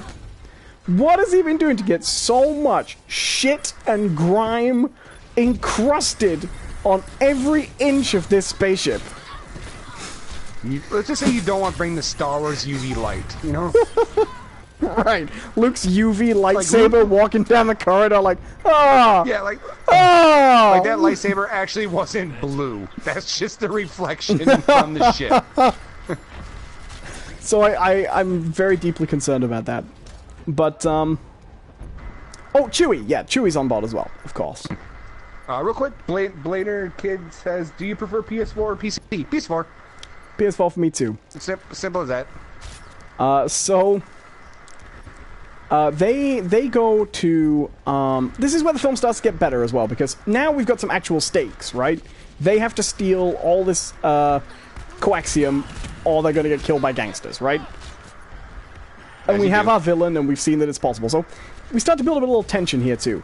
And we've also got a little bit of tension between Lando and Han, who do not like each other, particularly. And Han kind of thinks Lando's a little bit of a fop. Lando, it is heavily implied, is attracted to Han and just about everybody else, which is kind of sweet. Right. There's also a running joke all the way through the movie about how many capes Lando has. And every time a situation comes up where characters have to go somewhere in disguise, they're always wearing, like, a different one of Lando's capes, which is really funny.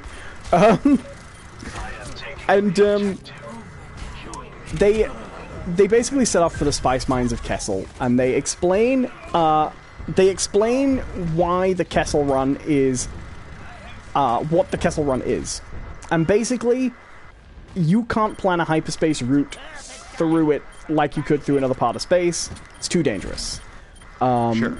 You go through voids and different things like that, and there are gravity wells and all these, and smoke, and they also mention that there may be creatures living in the thing. It's basically just it's here be dragons on an old map. Do you know what I mean? It's just all the crap and dangerous waters you can imagine in space. And so to get through it, you have to plot a safe route, and the safe routes are long, basically. This will become relevant later for addressing a very old Star Wars. Yes. Yes.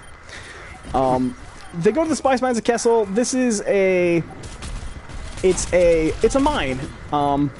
They go about their various roles to pull off that. I'm not going to go into detail about this because it's just an action sequence. There is a nice bit where Tobias Beckett's wearing a disguise, and the disguise is the same disguise Lando wears in Return of the Jedi. The like the bone teeth mask, you know, and the little hat. Right.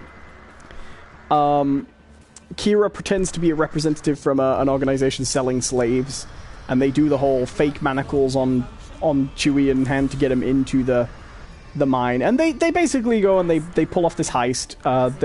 The coaxium basically is very unstable, and if it's out of the area without being processed for too long, it'll explode. So they're trying to load it very carefully. And meanwhile, while they're down there, Chewie sees that some of the workforce appear to be Wookiee slaves. So he goes his own way to try and free some Wookiee slaves. And the droid also decides to free every other droid in the facility. And so they come here with the intention of kind of getting quick in and quick out. And it turns into this mass riot with all these different factions of slaves uprising on the facility. Which is, it's kind of a fun sequence. But eventually they get back to the Falcon and the characters all reunite. I'm not going to go into too much detail about that because it's mostly action, you know? Right. There is one really dumb moment, which is they have all this coaxium on a little trolley, right? on a little trolley that they're wheeling out.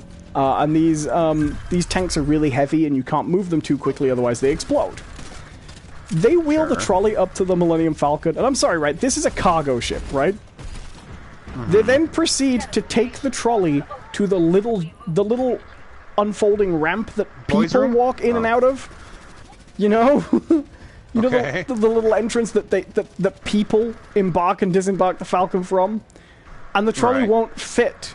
So they then unload the tanks one by one while they're being shot at, trying to load them in. And I'm like, surely this thing has a cargo door, right? Like, I feel like we've seen a cargo door on it, or like a bigger door open somewhere. But no, they load them in there. There's a very quick, it's just a quick reference, but they put them in those hidden compartments, you know, from A New Hope, the smuggler's compartments, which is, might as well include it. Yeah, sure. And then they escape. They escape. They fly away. And they fly to escape from Kessel. And because it took them longer than planned, they now reveal that they have far less time to get out there. Unfortunately, the safe route that they've plotted is blocked by an Imperial Star Destroyer. In what might be the coolest shot of an Imperial Star Destroyer I've ever seen. Is that the lightning thing? Or like in the storm? Yeah. It's beautiful. That looks cool. It looks like, Season 5 of Doctor Who's credits, you know, the Matt Smith years? Right. With them. It was really cool. So they try and fly away from the Star Destroyer. There's a little bit of a battle. They get off the beaten path and they end up in the route of a giant space octopus and get attacked by that. It's a pretty nice sequence. They get attacked by monsters. They eventually realize that they need to go to hyperdrive, and they don't have enough power to break out of this gravity well they're truck in. It's all hell. They're going to have to just plot a safe route, the shortest, safest route they can, and then get out there as fast as possible, but it's just not possible with what they've got and the fuel they've got. So they take a tiny drop of the unprocessed coaxium and just drop it straight into the engine, which immediately makes the ship go and fly away. And that sequence is one of that whole section is like one of the strongest bits of the movie. And when they get there, when they land, they find they have in fact made the Kessel run in less than 12 parsecs. Although I will point out that after Han says that, Chewie growls and Han goes, "Not if you round down," which I thought was a nice moment, actually. Right. The fact that that one boast is not even, it implies it's not even really true, you know? I kind of liked it. That's pretty good. I like it. Yeah, there is also a nice thing about the Millennium Falcon, which is the movie actually spends more time on Han's relationship with the Falcon than it does with Han's relationship with Chewie. to be fair. Chewie's in this movie, but he's not actually a huge part of the film. I think it's worth mentioning. We do get moments as he becomes like the official co-pilot and things like that, but he's not huge in the movie. They do, however, explain that Han is basically in love with the Falcon from the minute he steps on it. He just thinks it's beautiful, the most wonderful thing in the world. They reveal later on, I mean, I think this was already canon, basically the model number, but it is a Corellian ship. And before the Empire took over and Corellia basically went to hell, they reveal, it's the only time he mentions his family, that his dad worked on the production line for these ships and was kind of integral in making them. But like his hopes of flying one went away when the Empire took over. And that was also kind of a nice moment too, you know? And he kind of sets his heart on it from that point that he wants that ship. And that's, for the most part, that's all. That's a cool skin. Yeah. Well, that's based on a character from one of the other Blizzard games, isn't it? I forget which one. It's one of those crossover skins. So they get to the planet where they zap away hyperdrive. They get to the planet where they are processing the coaxium. They start the coaxium processing. They all go for a drink at the bar, and then it turns out the Marauders have turned up. Meanwhile, Lando's really pissed off because he's had a really horrible time. So he decides he's not going to come with them. He's going to go. He's just going to go sit in the ship and sulk. Aww. Well, it leads to kind of a funny moment. They get confronted by the Marauders. It turns out the Marauders have been waiting for them, and they're there already, and they want to come steal the coaxium. And Han tries his first, like, really good bluff. He's like, well, you know what? You're in trouble, because you see that ship down there? We got 35 armed troops in there just waiting for you, you know? They're our backup, and you're outnumbered. And then the ship just takes off and flies away.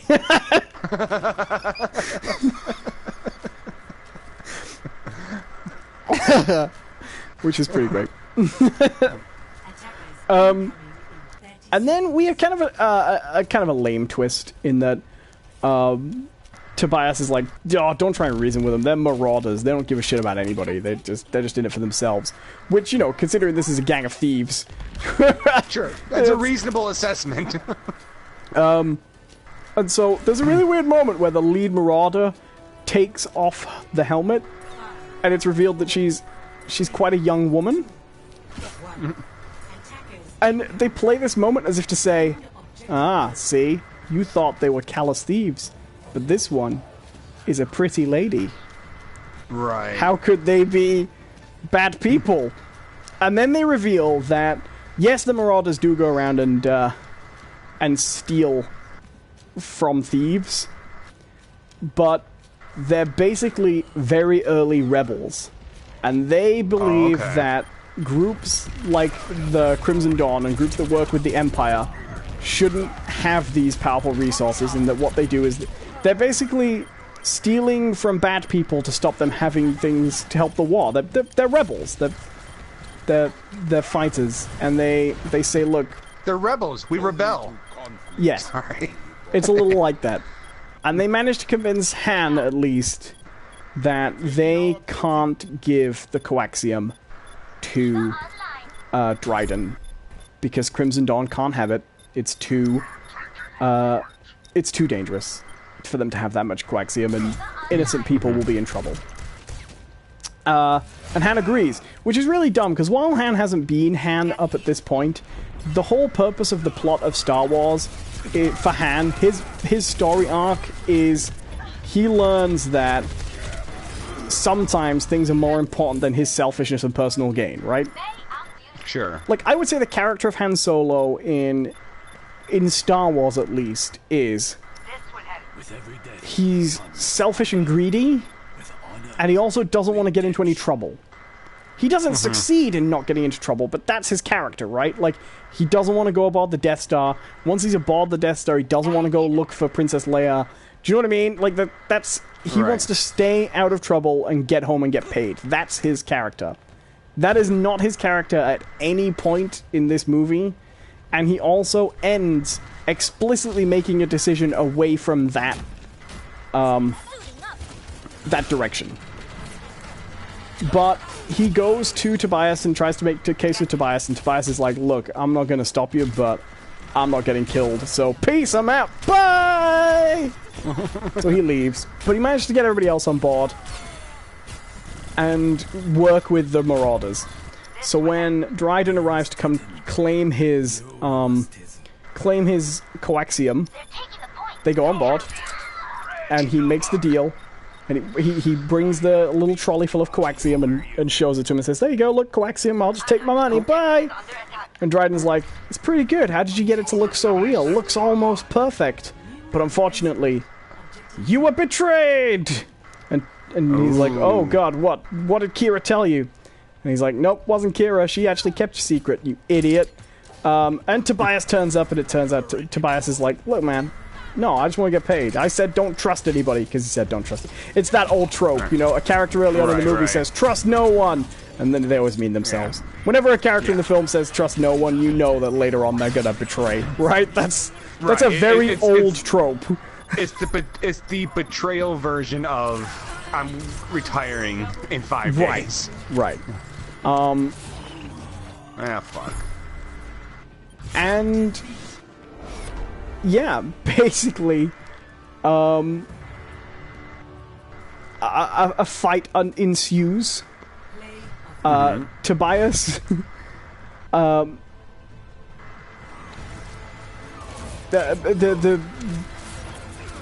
fight sort of ensues. Different people are like, okay. He sends his troops out to be like, okay, go get the real coaxium, because this is obviously the fake. I don't remember the exact details of how this plan works out, but all the men are sent out to retrieve the real coaxium. Then Han Solo goes, yeah, but I knew you'd betray me, because I'm not an idiot, I was paying attention. All the men are going out after the coaxium, all the men with guns, but I did actually just bring the real coaxium in and let word slip out that I'd swap it with some fakes. So this is actually all the real coaxium here now, and now there's actually only one man with a gun in this room. So it's actually quite clever the way the scene plays out. He turns the tables, and Beckett, who is the only person with a gun, goes, oh, well, I guess I'll be leaving with my coaxium. See you later! And goes, leaving Kira, Han, and Dryden to basically fight it out. There's a fight scene. Dryden loses. Kira's like, you better go get the coaxium back. I'll procure us a ship, and we can finally fly away and be free. Dryden's dead at this point, by the way. Han goes to get the coaxium back from Dryden. He manages to head him off at the pass, and there's a bit of a tense standoff, and this is where the big climax comes in. They're facing off against each other, and Tobias says, did I say it was Tobias that he went to meet? He goes to get the coaxium back from Tobias, I should say. Sorry, not Dryden. Yes. And Dryden's, Tobias is like, okay, just wait, come on, we can talk this out. But you see his hand twitch towards his gun. And then, Han Solo just takes his gun out and just shoots him, right? He's shot first, Jonathan. But then, right? Yeah, but then, as if to make sure that we know, just know in our hearts that it was the right choice, Tobias, as he's dying, says, you did the right thing. I was gonna shoot you. Okay. I'm not kidding, he pretty much says that. I don't remember if those are the exact words, but he basically says that. And... Well, thanks. Yeah, basically. And then Kira, while Han Solo's out of the way, takes Dryden's Crimson Dawn ring, uses it to unlock the controls of the ship, and flies away. And is like, bye! Peace! I'm out! And Han basically gets to see the ship fly away and goes, oh. Okay, well that's... I guess she's off then. That's my happiness gone. We also see a scene of Kira contacting the leader of Crimson Dawn, the shadowy leader, because periodically they said things like, do you know who Crimson Dawn works for and who is this? And you see a hooded figure through a hologram, and you're like, oh, is it going to be the Emperor? Is it going to be Darth Sidious? No, it's Darth Maul with robot legs. Yeah. acted by actual Ray Park. This was the biggest surprise in the movie. I've seen people say this was an amazing twist. I maintain this was not an amazing twist, because an amazing twist needs to be at least established with the movie, within the movie in some sense, you know? This is more like... I don't think people would have said it's an amazing twist if on the other end of the hologram it had just been like a piece of bread, you know? Or like a shoe. But it's as much I'd be way into that. It's as much a non sequitur if it had just been a shoe, you know. Like nobody, aside from these people who just throw out every character, right? Nobody would have had any reason to suspect that Darth Maul would have been the leader of Crimson Dawn, and that's why they did it. Do you know what I mean? Like, isn't that like a kind of a big thing with Rebels? I think it was Clone Wars that he was in with his robot legs more. But yes, like... And those shows are technically canon, they say. So yes, Darth Maul with robot legs does exist in the cartoons. I don't think anybody expected they would actually make it through to the movie. But they did it. And the way it's done, it heavily implies that they're setting something up for another movie. Right. Or maybe they're not, you know? Yeah, maybe they're not. But if they're not, it's sort of worse. Do you know what I mean? Because it means that they literally just went, alright, names in a hat. What Star Wars character could be the leader of Crimson Dawn? Darth Maul? Sure. Like, there's literally no reason for it to be him. It doesn't... Anyway, it's a really weird twist. And then all that happens after that is Han Solo basically goes, meets up with Lando, and replays him for the Falcon. But shakes hands with him first and palms the cheat cards that he has up his sleeve, so he can't cheat this time. Because they had to make that Empire line, you know, fair and square. You won it fair and square. They had to make that true, you know? Right. He plays him for the Falcon, and he wins. He takes the Falcon, and it's mentioned earlier in the movie that there's a big-time gangster over in Tatooine looking to put together a new crew, and that's where he goes. And that is the movie. It is, at times, very bad. Everything prior to Jarvis turning up is awful. Jarvis.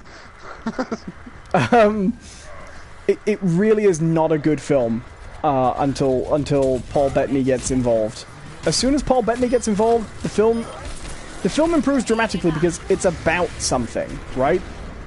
Like prior to them escaping from Tatooine, the entire movie's escape from Corellia. The entire movie's about the escape from Corellia, right? But they escape from Corellia in about 15 minutes, and then he's supposed to be going back to rescue her, but 3 years pass the next time we see him, and it just suddenly gets into this job they're doing, but we don't know where they're doing a job. There's no time taken for him to join this new crew of thieves, so that feels kind of sudden too. By the time that was going on, the train robbery scene, I was legitimately sitting going, I don't like this movie. I'm gonna sit here watching a Star Wars movie I'm not gonna enjoy, and that's... Because the thing is, Star Wars movies... in its own right, yeah, but also Star Wars movies are not short. Like, when you buckle in for a movie and you know it's only going to be 90 minutes, it doesn't really matter if you start to worry that it's shit, right? You know? Because you're like, we can get through this. Together. Just stay with me, okay? God damn it, stay with me. Us and the we're gonna be okay. Us and the 6 other people in the theater on a Sunday afternoon are gonna get through this. Yeah, it was dead, by the way. We'll be stronger for it. There were not many people watching this film. And, it did pick up. It is fair to say that from the point that Lando gets involved, not just because of Lando, but once it has some stakes, once it's about something and it has some consequence, it's a much better movie. And you also start to introduce a lot of characters that aren't Han Solo at that point, too. So, like, Han Solo's the worst character in this film. And I say that, I believe it. I don't agree with you. He's the worst character in the original ones. I don't share that opinion, right? But he's terrible in this film. he is of no interest. Nobody could be interested in anything he has to say or do. He's also a fucking idiot. And he screws up almost everything he gets involved in. And he's not at any point in this movie a scoundrel, roguish, thief, smuggler type. That is not the character in this movie. He is closer to Luke Skywalker. Right, alright, so, okay, I'm gonna take over for a little bit here. That is one of the main reasons I was not interested in this film. One, I don't care for Han Solo, right? I don't think he's a good character. I think he's kind of a stupid character. Right, but he has one good movie, and it's Empire. It's the only movie where he does anything of interest. And it was done to him. Yeah. I like him, but Empire is the movie where he gets good dialogue, good stuff to do, and, you know... And do you know what? He works in Star Wars as the obnoxious pilot that they hire to take them somewhere, and complains all the time. But does the right thing in the end. Yeah. So, here's the thing, right? He's a fucking idiot in Return of the Jedi. Sorry. Oh, yeah. Oh, I stepped on a twig! Be quick, do it carefully. It's me! I'll just step on this twig. I did. Chewie, is that you? No. Who the fuck else do you think it is? I do like Han Solo does have one of my favorite lines in Return of the Jedi, though, and I'm a big fan of in sequels and stuff. I'm a big fan of dialogue that gives you a sense that you've been with characters for a while, you know, and that time has passed. So that moment when he says to Luke, "Luke, how we doing, kid?" And he goes, "Oh, same as always." And he goes, "That bad, huh?" I like that line a lot. But yeah, sorry, carry on. So, here's the problem, is that the only reason Han works at all in the original trilogy is the idea that he's not a good guy at the beginning. Right? He's not a good guy. He's a profiteer, he's an opportunist. You know, he's that character. Here's the thing. Movies about those characters are also not real great. And so I knew going into this that they weren't going to make him a bad guy. Like, yes. They were going to make him a good guy, you know? Well, he was absolutely going to be... I hate to tell you this. Emilia Clarke explicitly says this to him in the movie. That he's not a good guy? No. She says to him, you know, you think of yourself... I can't remember her exact words. She says, you know, you think of yourself as like the rogue, but you're not that type of person. She says, I know something about you you don't even know about yourself. And then she says... You're a good guy. Not good guy. She says, you're the good guy. You're a good guy. Like, and it's dumb. Yeah. There's a lot of stuff like that in the movie. And there's a lot of, like, checklists. Chewie pulls someone's arm off, even though I've always maintained that that's a joke when Han Solo says it in Star Wars. Right. But Chewie actually rips someone's arms out of the sockets, and they get the Falcon, and yeah. No, it's like that. It doesn't give you a film about a scoundrel at all. I can think of a few changes that I think would dramatically help the movie completely, which is, the first is, make Han Solo actually a dick, and a selfish dick, but also make him more of a supporting character in his own movie. You know, like Mad Max? Yeah. Like Fury Road. I mean, not... Because Max is a good guy in Fury Road, even though he doesn't really want anything to do with it. But give him a role more like that, as the character that enables other stuff to go on around him. Or you know what? Here, this is what you do, right? You make a movie called Han Solo, right?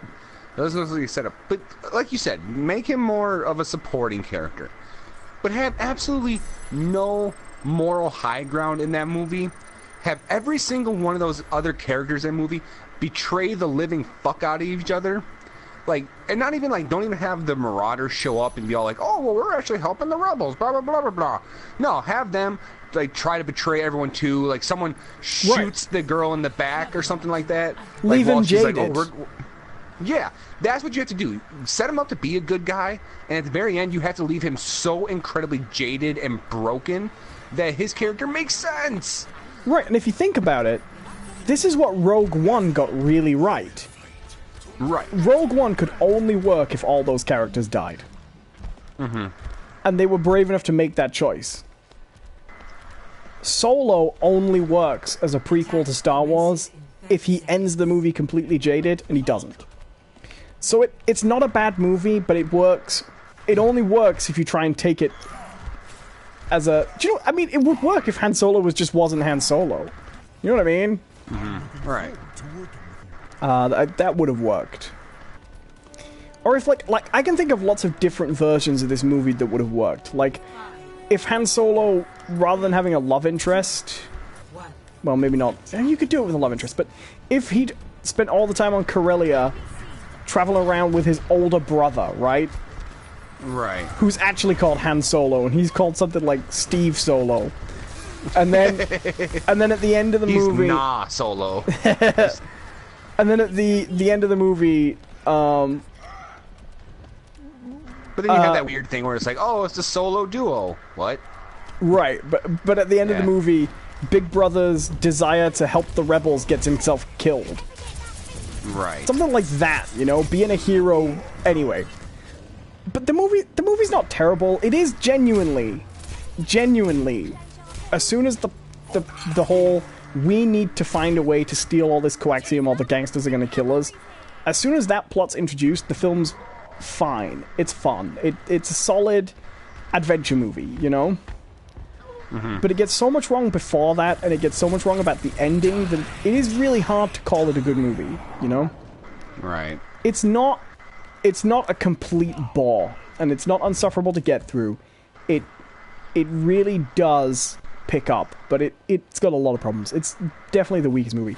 I could think of two things right off the bat that I would change that I think would make the movie better.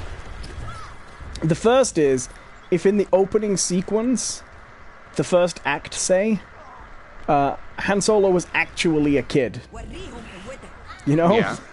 If he was, instead of being 25, if he was actually 12, those scenes on Corellia, and he'd been separated from Emilia Clarke's character for a long time. And then, you know, when they meet each other again, maybe, like, he doesn't recognize her at first, you know? Something like that. But she's changed too much in just 3 years, you know? Right. That would work. And then if the ultimate end goal wasn't to be a hero, but if they'd done the whole thing exactly as they planned on doing it, but rather than Han explicitly going out to... Like, the whole thing basically planned out the same way, but Han's plan was still to try and get away with the coaxium himself, but then the Marauders managed to take it anyway, and he just sort of lets them do it. Rather than explicitly help, with more of like a wry smile, he's like, yeah, it's probably better they take it anyway, you know? Right. A change to that beginning, a change to the ending would make immeasurable improvement to the film. But when it gets going, it is very often exactly what we knew it would be. It's a checklist of everything you know about Han Solo from before Star Wars happening one at a time. And, you know, I don't mind it, and as a fan of Star Wars movies, I enjoyed seeing a lot of it happen. I can't, hand on my heart, claim that makes it a good movie. Right. So, okay. Your question, kind of getting off of the topic of the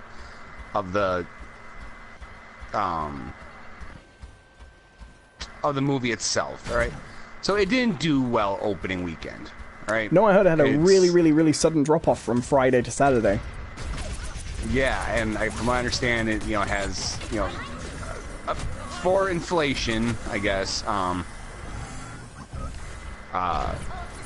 it has the worst, or has the worst opening of a Star Wars film, something like that, ever. Yeah. That wouldn't surprise me. And, yeah. I think coming out so soon after Infinity War was a bad idea.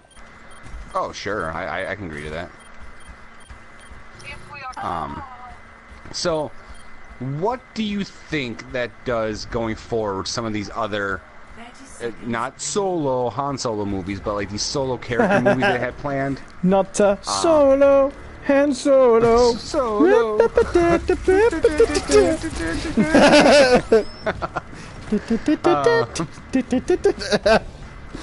I would rather watch that than Salt. No, I'm kidding. I don't know. Because what do they have stated that they have planned? Well, they've just announced Fett, that Boba Fett's back on. Yeah, Boba Fett's back Obi-Wan on is with, still a rumor at this stage. Yeah, but yeah, like Fett's back on with Logan's director, James Mangold, or but the guy who directed Logan is supposed to be doing Fett. Because apparently he doesn't know how to direct anything without one, name titles. Well, it's a very difficult thing to assess, isn't it? Because, like you say, even the prequels didn't fail. Right. And it's fair to say this is not prequels bad. Like, still, No. hand on my heart, this is the weakest Star Wars movie of the Disney era. Mm-hmm. Definitely. And I definitely put it below all of the original trilogy. Okay. But I still wouldn't say it's prequel bad. Okay. It has its we're moments. Still talking better. We're still talking better than Attack of the Clones. Well, Attack of the Clones is strange because all the areas in which Attack of the Clones is bad are also really, really, really weird. So it makes it hard to compare Attack of the Clones to other movies, don't you think? I guess. Like, I'm just in terms of like it's bad. Sure. Okay, sure, right? But here's another bad movie, right? I don't think Highlander Endgame is a particularly good movie, right? Okay. Although Highlander's like a weird... Oh, no, here's a really great example, right? Highlander Endgame is not a bad movie in the way Highlander 2 is a bad movie. Sure. And I don't just mean Highlander 2 is a worse movie by far, which it is. I mean, the ways in which Highlander 2 is bad are so strange that you spend all your time not just thinking about how bad it is, but going, who made this? Some alien who'd never seen a film before, but had just read about them in books about Earth culture? You know? That's also how Attack of the Clones is bad, right? Someone explained Star Wars to the Venusian Film Council, and they were like, "We can make one of these." You know what I mean? They've never heard a human being talk before, but they've got a Venusian to human dictionary, right? And they also have really, really sensitive skin flaps on Venus, so they were like, "We need something relatable, something everyone can really get behind." And he's from a sand planet. Sucks. Yeah. What's really strange is, I know this is such a minor thing, right, about the sand thing, and I know that this is not how movies should be written, but I know this is going to sound like the absolute dumbest take on this issue, but the thing that's always struck me really weird about that line of dialogue is Star Wars are kids' movies, right? And George Lucas has always defended the fact that they're kids' movies, right? Yeah. Kids love sand. And I know that sounds... That's your problem? Some kids enjoy sand. No, it's not my only problem with that. But, yeah, that dialogue's terrible, it makes no sense, it's really stupid, right? But it's also like Lucas was like, you know what'll really win him over to Anakin? We'll get him with his strong anti-sand agenda. Like, what's he gonna do next? Talk about how much he hates ice cream? Anyway. I don't like sand. It's not that bad. It never gets that bad. But it... Again, as with Rogue One, it's one of those situations where it's like... It's very much in line with... It's in line with what you would expect a bad Star Wars prequel to be, back in 1999, if George Lucas hadn't, like, found the magic incantation that makes worse prequels. You know what I mean? Dear Genie, my first wish, make a movie worse than what I made. Right. Because the prequels, like, nobody likes prequel movies, right? Because they're usually terrible. You know, but prequels before... To this day, I do not understand why people are still making prequels. I don't get it. They are the worst. You know what the worst thing about prequels are? Is that they are... unless the intention is to, like, fuck with the space-time continuum or whatever, there's no stakes. Like, there's only one good prequel that I can think of. Although, there are lots of people who don't like this movie, but I maintain they don't like it for none of the reasons of it being a prequel. And it gets away with it by, aside from the date at the beginning of the movie, completely ignoring the fact that it's a prequel or a sequel in any way. And that's Indiana Jones and the Temple of Doom. Oh, okay, yeah. No, which is just another Indiana Jones movie. Like, Indiana Jones and the Temple of Doom is written as if it was the first Indiana Jones movie again. Do you know what I mean? Right. And they just went, let's just do that. And pretend the other movie doesn't exist. But, like, other than that, is there a good prequel? I can't think of one. Because I can't think of it. But before Star Wars, prequels were like, oh my god, I can't even think of prequels before Star Wars particularly. You know? Yeah, they weren't really a thing, you know? They happened occasionally. I'm looking at a Wikipedia list of prequels, and it's listing, I can't find many prior to the 2000s. Puppet Master 3, Toulon's Revenge. Okay. What I want to know is, how can it be about someone's revenge if it's a prequel? Sorry. Just best not to ask. Yeah, so prequels were never that good. Sure. I can get that. I understand this. But like, the Star Wars prequels are just like new levels of bad, right? Right. And I would say Rogue One and Han Solo. Solo. If you had just seen the Star Wars trilogy and you'd never seen or heard anything about the prequels, and someone told you there were prequels, right? Rogue One and Han Solo are exactly what you would expect those movies to be like, right? Some good, some bad, but that's the ballpark you'd expect them to be playing in, you know? Rogue One's a pretty good one. Solo's a kind of bad one, I think. Not terrible, but not as good as Rogue One by far. But then the prequels themselves are just like... What if someone made some Star Wars prequels, and they were like middle-aged men who didn't give a shit about anything you like about Star Wars, and also they thought that, like... Trade negotiations were a good idea. Yeah. I don't know. It's so strange. But you know, I kind of think if the Star Wars prequels had come out 10 years later, in more of an internet-savvy age, I think you'd see people... Well, they would be defended by the same people who are defending Thundercats Raw now. That would be it.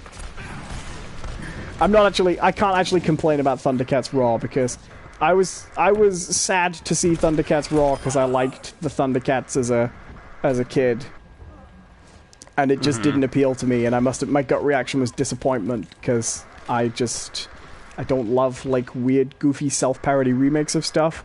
But I actually can't express my feelings about Thundercats Raw now because feelings similar to my own have been adopted by nutcases who don't like women and people who don't have problems with people of different skin colors to work on cartoons. So now the well has been poisoned for not liking Thundercats Raw just because you don't think it looks very good. It literally is irrelevant now. There's really no point talking about it because the conversation is dominated by people who don't like women and minorities. So, Right. pack up your things. Thundercats Raw is... Best cartoon ever. No, I think it's probably still terrible. As someone who doesn't really like cartoons like Adventure Time, I tried it. It's fine. Thundercats Raw is going to be that, and it's not going to be for me. And I think it's a shame. Part of the reason I thought it was a shame is a lot of people are saying things like, oh, people don't get that kids today, they don't want to watch what you want to watch. You know, they want to have their own cartoons, their own style. My response to that is, well, don't make a remake of the Thundercats then. You know. But see that's the thing. Like, you have on one side where it's like, oh yeah, kids don't want to watch what you watch. That's fine. But you also have the creators who are actually like deeply into it. Right. And that's where the split comes. Like, oh, well, I'll just make my own take on it, but it's still gonna be Thundercats. I love Thundercats. You know? Yeah. And the thing is, it's fine. Like my gut reaction to Thundercats Raw was disappointment because I happen to love the Thundercats and I happen to hate cartoons like Adventure Time because, well, not hate, but I just don't get it. They're not for me. That's fine, and that's okay too. But like for me, seeing it, not liking it that much, and going, well, that's sad because that's not for me. But I love the Thundercats, and getting that feeling of, I guess Thundercats is not for me anymore. That's sad. You know what I mean? What Thundercats is now is not for me. You know what I mean? But it also hasn't been that for you for a long time. You Sure. also had the anime version. And you know what? Yeah. I didn't watch that. So, you know, I don't get to complain. But I think it's... What this has taught me is you don't want to be the person who doesn't know when to put that bad feeling down. Right. You know what I mean? Because as soon as you don't know... Because the thing is, like, when I saw that, I sent you a message about that, and I was mostly joking. Do you know what I mean? But I think I sent you a message that was like, look at this tragedy. Do you know what I mean? And I was just having a little rant about it, and, you know... And I wish I'd stopped to think at the time, no, there is someone who doesn't like this cartoon as much as me, but also thinks they have a right to make an issue with other people about that. Yeah. Like a genuine issue. Because, yeah, there has been all the misogyny and racism somehow tied to this. And how? Which, yeah, it's really difficult to understand how. But the other thing that kind of annoys me about this whole thing is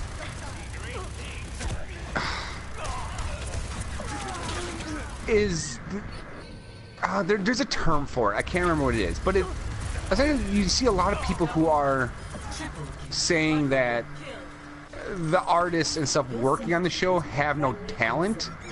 This CalArts thing. Yeah. Yeah, it's just like it's like because it's not what they wanted, they claim it's bad. You know, it's a bad thing, and like they have no talent. Like no, it's not that there's no talent involved. It's just that it's not what you want.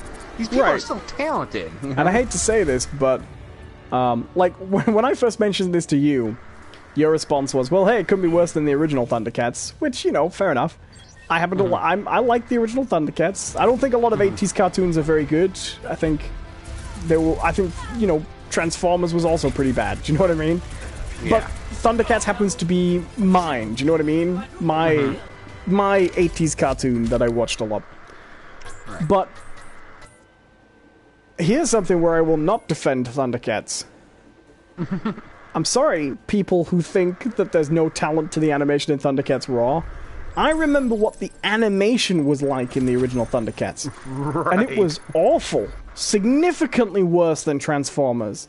Significantly worse than Teenage Mutant Ninja Turtles. It was one of the worst animated shows of its time, I would say. I think maybe the only one that was actually, in my personal opinion, that was worse in terms of animation was G.I. Joe. G.I. Joe was fucking horrendous. Sadly, we didn't have G.I. Joe here. Because we don't have G.I. Joe toys. We had Action Man. Union Jack. I don't know. Well, no, you see, the thing about G.I. Joes is, do you remember when G.I. Joes were doll-sized? And Real American Heroes? Yeah. they were licensed to the UK for reproduction, right? But what we did was we renamed it because we don't call our soldiers GIs. Right. We called it Action Man? Action Man. Yes, and they were based on British soldiers, but it was the same mold, same doll, right? Mm-hmm. And I think the reason we never got the animated series is the animated series was mostly based not on the doll-sized GI Joes, but the minifigures, right? The like Star Wars scale figures. Yeah. We didn't get those toys because around about the time those toys were coming out, Action Man had rebranded over the years to become less based on real soldiers, and he started to be. If you ever look up Action Man dolls, they were still like, you know, like your Ken and Barbie size, the size GI Joes were, but he would do things like they rebranded him as like a secret agent, like a James Bond type figure, and they started releasing the dolls with things like, oh, he's got an action scuba set or a submarine, or a car, or a 4x4. That was G.I. Joe too. Right, but because they'd rebranded him as, I think before G.I. Joe went down the G.I. Joe TV show type branding with the mini action figures, Action Man had gone down that kind of branding, but stayed at the doll scale. And at the doll scale, there isn't really a capacity to introduce 25 different characters. You know what I mean? So we never, and the characters became more divergent. So we never got the and also in Britain we weren't gonna pay for a British TV show based on the variant characters we had in Britain. And as those cartoons from the 80s pretty much existed solely to sell toys, there were no G.I. Joe toys to sell over here. So to the best of my knowledge, I don't remember anybody who'd ever seen G.I. Joe or heard of G.I. Joe in the UK until the internet came along. Well, let me just tell you. The animation was bad. That's what I was trying to say, Owen. I do apologize. Sorry, I thought that was interesting. I was trying to keep the conversation going in interesting ways. And you always do. I used to like the Disney shows. They had good animation. Yeah. I just thought the Disney shows were better than the movies, to be honest.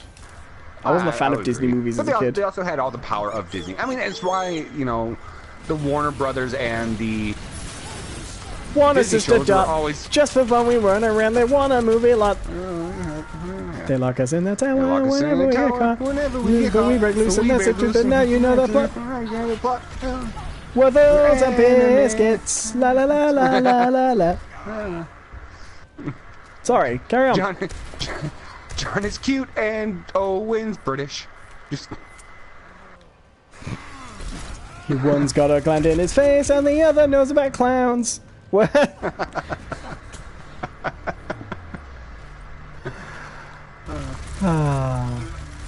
Lou's Corner says, are we ready for a question? We've got a question-y question. Lou's Corner says, what would you say your guys' favorite Star Wars video games are? Oh, Star Wars video games. I played a lot of these. So have I. Battlefront 2. No. I put Battlefront 1 on my favorite Star Wars video games, probably. Oh, sure, yeah. The first one. But not even like the old PlayStation one, like the yeah, 2014. Yeah, absolutely. Yeah, we're never getting out of this hole, are we? Just for Walker Assault. Yeah. Fuck it. I tried. Let's see here. I would put Star Wars Starfighter on that list. It's a good game. PS2. You can get Jedi Starfighter on the PS4 now. Oh, can you? Yeah. Yeah, it's in that cool. It's in that Star Wars bundle, but you can also get it separately.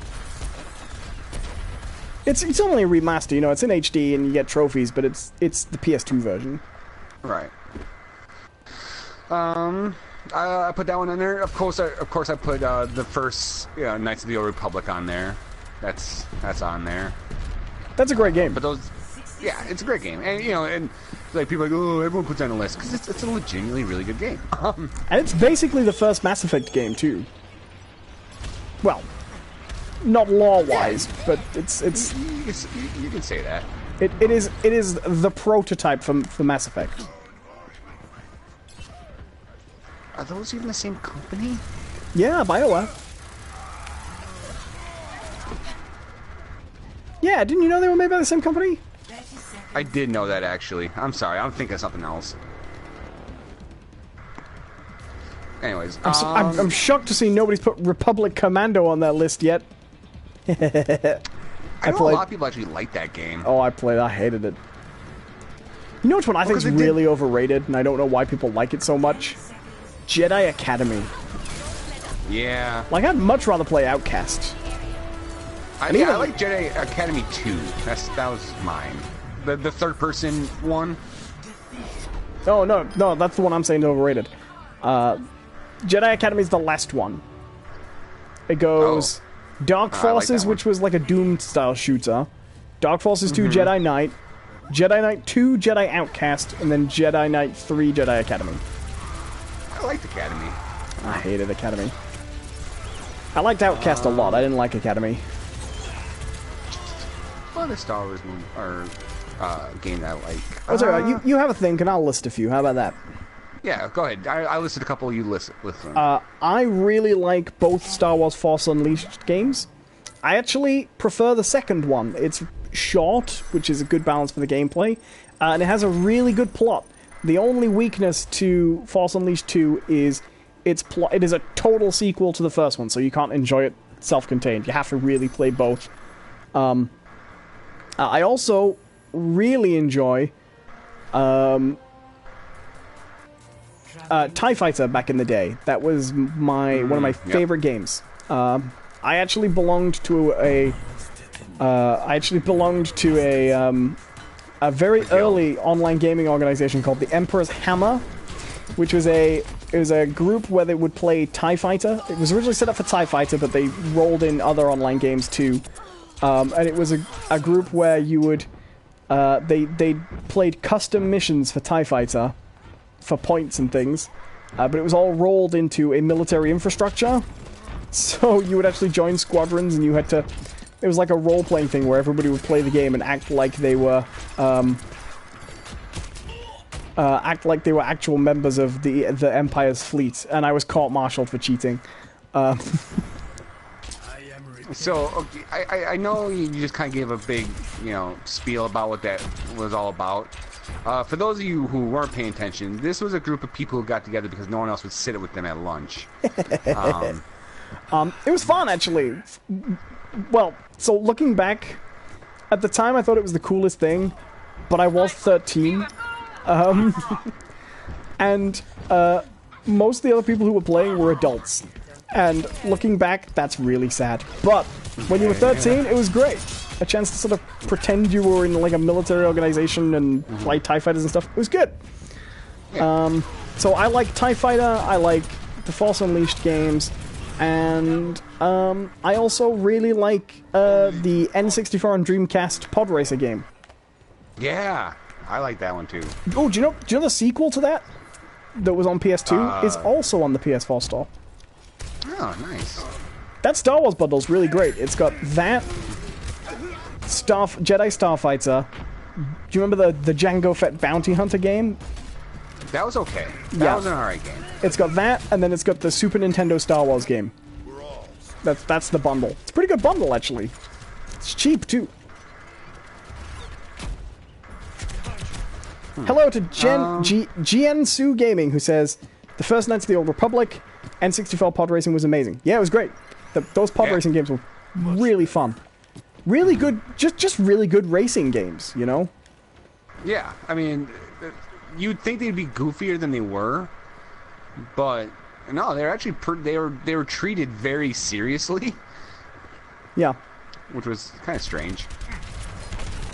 But they also factored in like if they'd been cheaper games, they'd have just been very run of the mill. But they factored in things like damage, and damage would affect you the way it affects Anakin in that movie. So like you can lose your couplings, you can lose engines, and when you lose engines and you're flying around with just one engine, you can still finish the race, but your pod's a real pain to control, you know?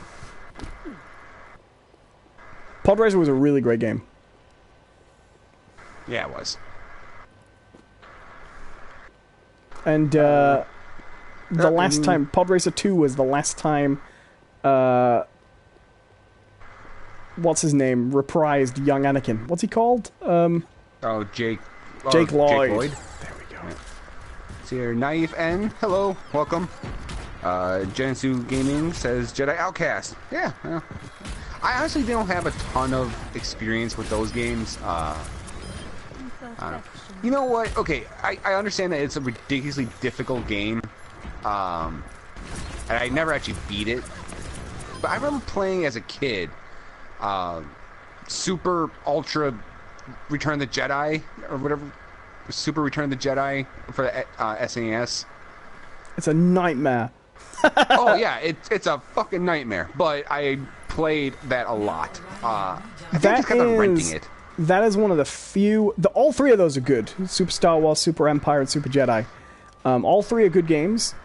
They are so...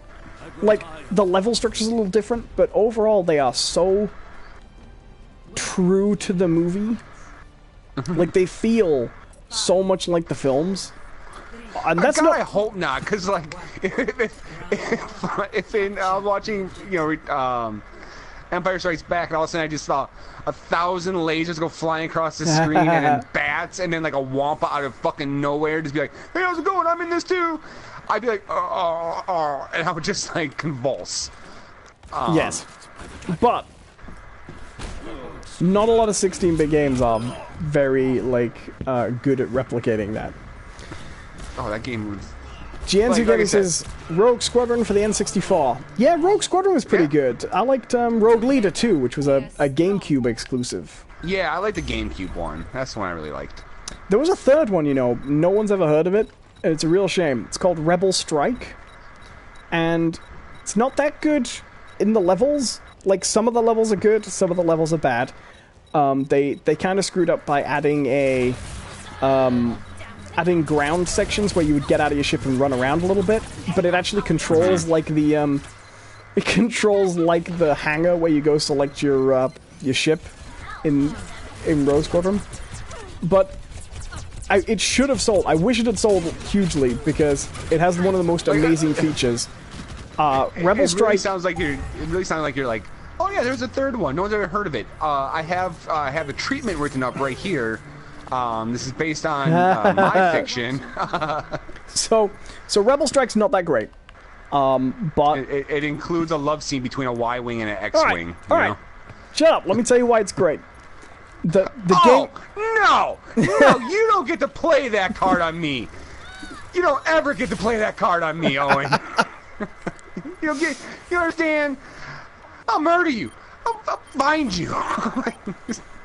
So the new stuff's not that great, and a lot of the missions are a little all over the place. But they included every single bit of content, the entirety of Rogue Leader in the multiplayer as co-op. You can only play it co-op. Neat. You can't play it single player. So you have to, if you want to play it single player, you have to own Rogue Leader. But you can play the entirety of Rogue Leader in co-op in that game. What's really weird is, I don't think you can play any of Rebel Strike in co-op. Okay, so that's a strange decision there. But you know what? You really wouldn't want to. Yeah. Do you know what? Last time I played this, you know what they've added that's really great? I'm Mercy right now, but I can't revive you. But when you're Mercy and someone's reviving you, you know when you're dead and you're about to be revived? It gives you a little countdown before it revives you to tell you you're about to be revived. Because the amount of times I've been dead, and then I've been like, alright, guess I'll just get a little cup of tea, you know, look at my chat. And then I've suddenly been revived and got killed again immediately, is embarrassing.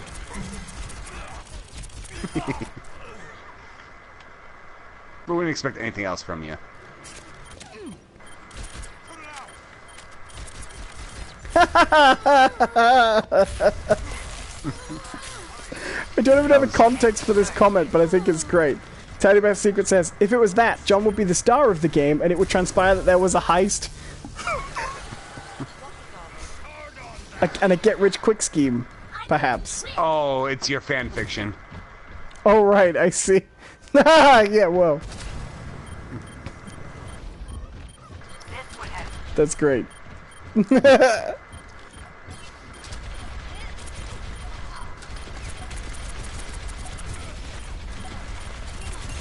This isn't good. Oh, shit.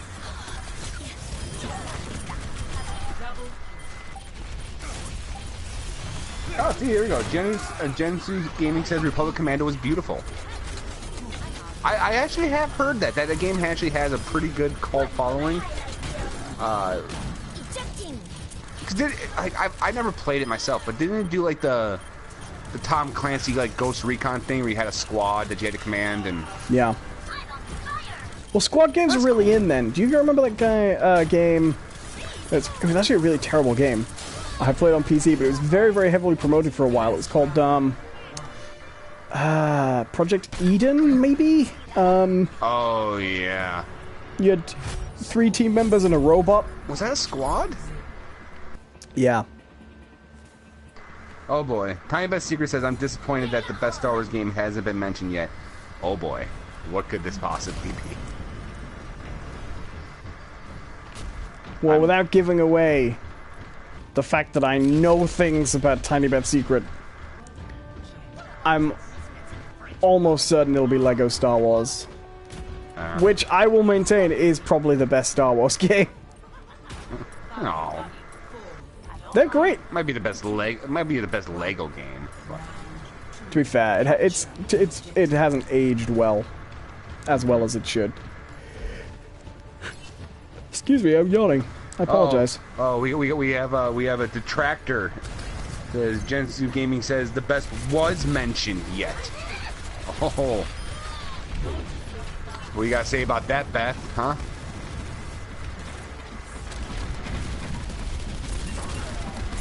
He's calling you out. Oh my god, this Orisa skin's ridiculous. They never did nerf those shields. Nope. I do sometimes like it when let's see how this resolves. I'm on the edge of my seat. Okay, so Tiny Best Secret says I maintain it's Lego. I'm trying to think what others. Oh, do you know what Star Wars game I had as a kid? What? It was one of my very rare forays into educational games because I loved Star Wars and I would buy anything. But normally, like educational games were terrible, usually. But did you ever play Star Wars Droid Works? Nope. So it's a it's actually kind of a... It's kind of fun, actually. You play as a human who is recruited by the Rebel Alliance, and they talk to you. You can tell the game's aimed at kids, because they, like, C-3PO and R2-D2 are the hosts of the game, and they talk down to you a lot. Like, they're really patronizing. But they also establish that you are very small, and they're trying to infiltrate a colony of Jawas, and you are the only member of the Rebel Alliance who is small enough to pretend to be a Jawa. And they basically take you and train you to build droids. And they explain that, sorry, yawning again, it's a bit late for me. They explain that, the Empire's trying out these sabotage battle droids, and we need to, like, train up droid builders to defeat them. And you do this by learning about rudimentary physics and going through lots and lots and lots of tutorial levels, making droids that can get up ramps and things. So it's like, you'll need a droid that can get up this angle of ramp for this mission, and that's what you do. You make robots from spare parts that the Jawas are hoarding, and then eventually you make robots that can go fight these killer robots. Mm-hmm.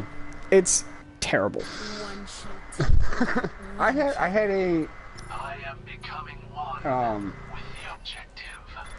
had a Star Wars game that, like, there's times where I think that it was just a really long fever dream, because I've tried to tell other people about this, and no one's fucking heard of this.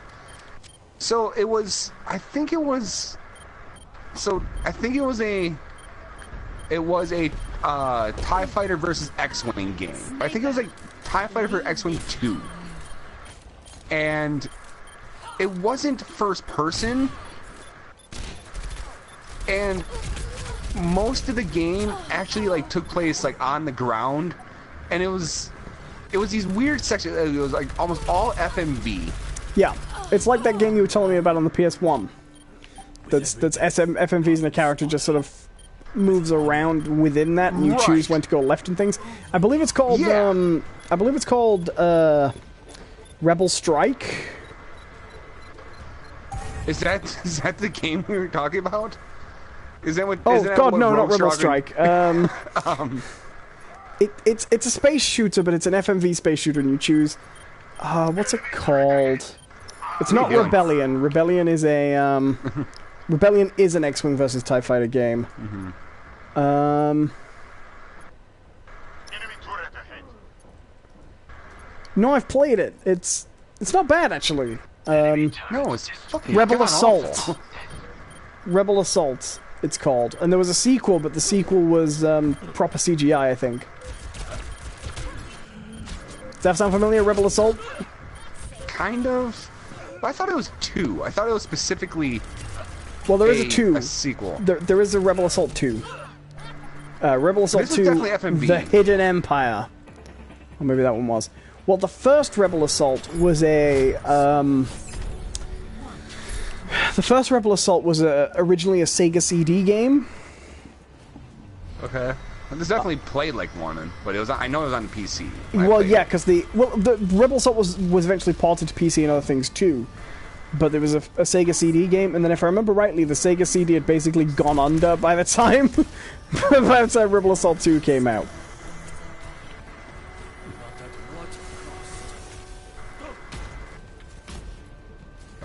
Yeah, it was not a good game. I remember like the biggest point where you actually flew. You flew a Y-wing, and it was an I swear to God, it was X-wing versus TIE Fighter game. That one is really weird. There's no FMV X-wing versus TIE Fighter games. Okay. They pretty much all use the same engine from X-wing. Those games, that series of games, there's X-wing, TIE Fighter, X-wing versus TIE Fighter, and then there's X-wing Assault or Rebel something, and that's more of a story-based one where you fly a Millennium Falcon type ship. I'm just getting killed over and over again. By the way, I've gone into full sleepy mode. Yeah, I think after this match we'll probably call it. So if you guys have any questions for us,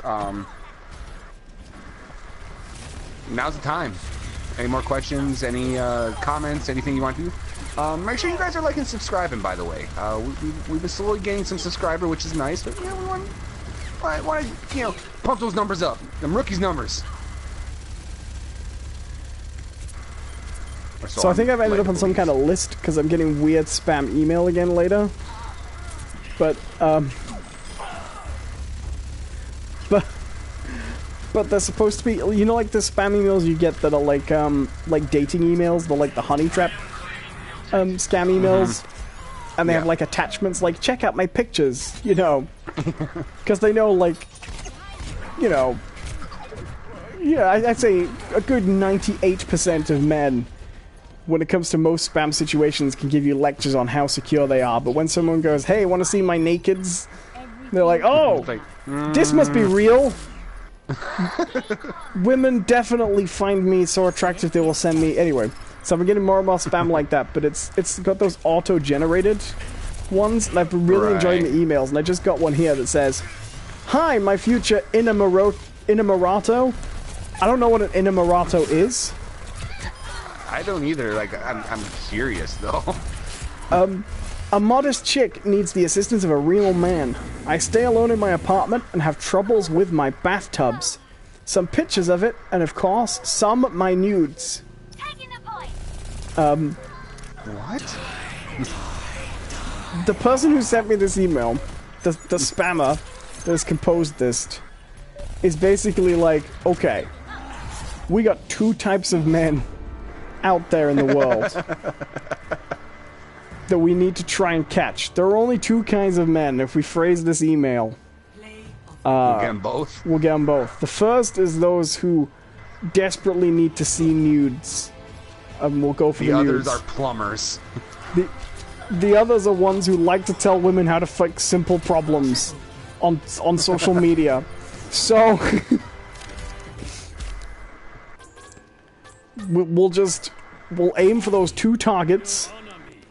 Alright, can we leave the... Yeah, definitely. Sinister Mint says some things are best left ungoogled. No, I want to know what an innamorato is. Yeah, you do it, Owen, and you inform us, assuming it's not... Hey, fuck it, just tell us anyways. Did you just leave the group? No.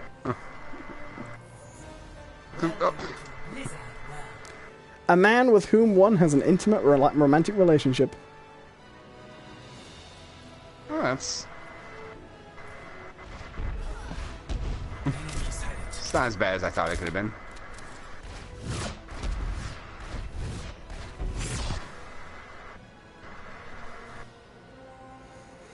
Well, I earned a ton of loot boxes because I leveled up like 6 times because I'm on a different thing. I have a lot of currency. Oh, great. I now have a skin I would super love on a different account.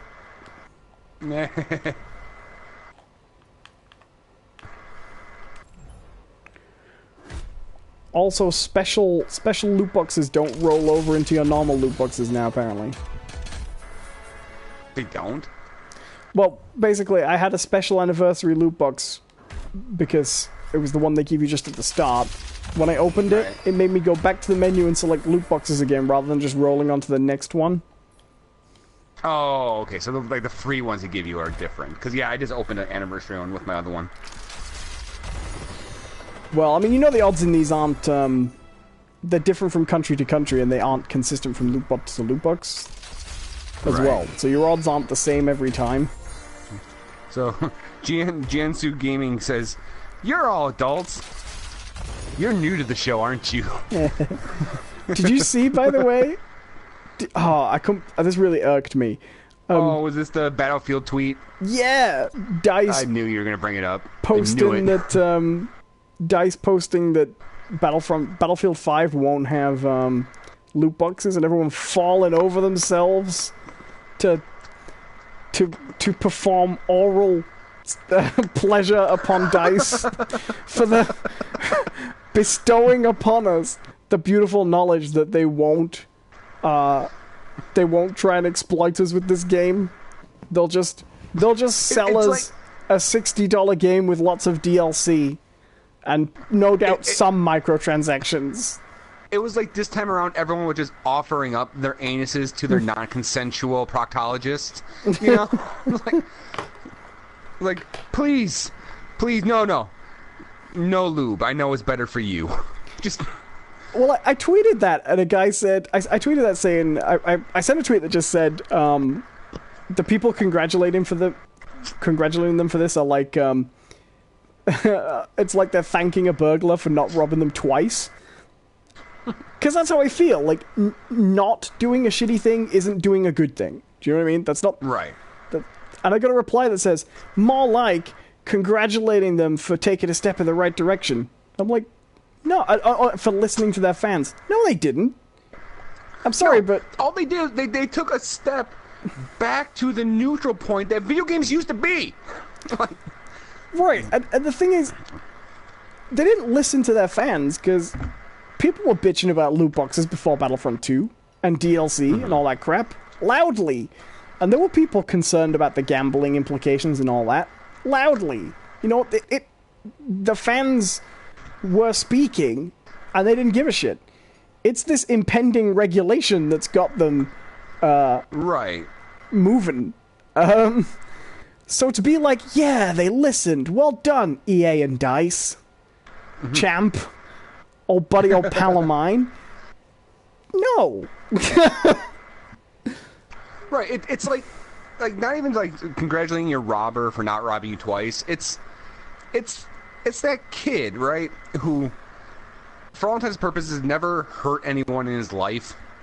And then one day went, I'm going to punch everyone. And just goes out into recess and just starts systematically smoking everyone in the face. Right? Just one right after the other. Like, hey, Susie, over here. Bam! Jimmy, over here. Get some. Oscar, you're next. Get fucked. Right? He just going over and over and over again. Just punching everyone in the face. And then the next day went, yeah, I'm not punching anyone anymore. It's not like he made himself better. He just went right back to neutral. And then he sent out a notice in the morning going, hey, tomorrow at school, I'm not gonna punch you guys. Am I nice? Let's see here. Lou's Corner says the disappointment in Owen's voice when he got a loot box in his other account. Yeah, it's kind of precious. Rodrigo Pita says, Entao, carajo, todo bem contigo? No idea what you said. We don't speak Spanish or Portuguese or whatever this happens to be. It's one of those two, I'm sure. Probably. It is definitely a language. It is a collection of words and letters that form sentences. Periodically, I'll get comments in Russian, and I don't... Yeah. I'm not very good at reading... I don't speak Russian, right? Right. But I did once read an article about reading the Cyrillic alphabet in a way that was explaining it in a way so it stays in your head better. So I can read the alphabet enough to make the noises, you know? And I can say, "Я не понимаю по-русски," which means I don't speak any Russian. But it's quite a complicated Russian sentence as well, so people think you're joking. But every time I do that, the next day I get, like, more comments in Russian. People seem to like that.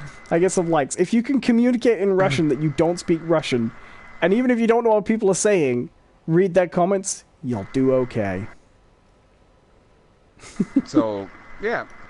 No habla español. Actually, I can say, yo hablo español muy pequeño. Very little.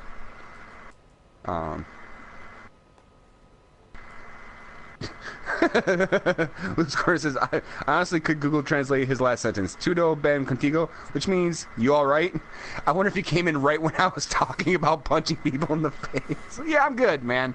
I get a little riled up. It's 94 degrees here. I've been sitting in this room without air conditioning for 2 hours, so the heat the heat mania is setting in.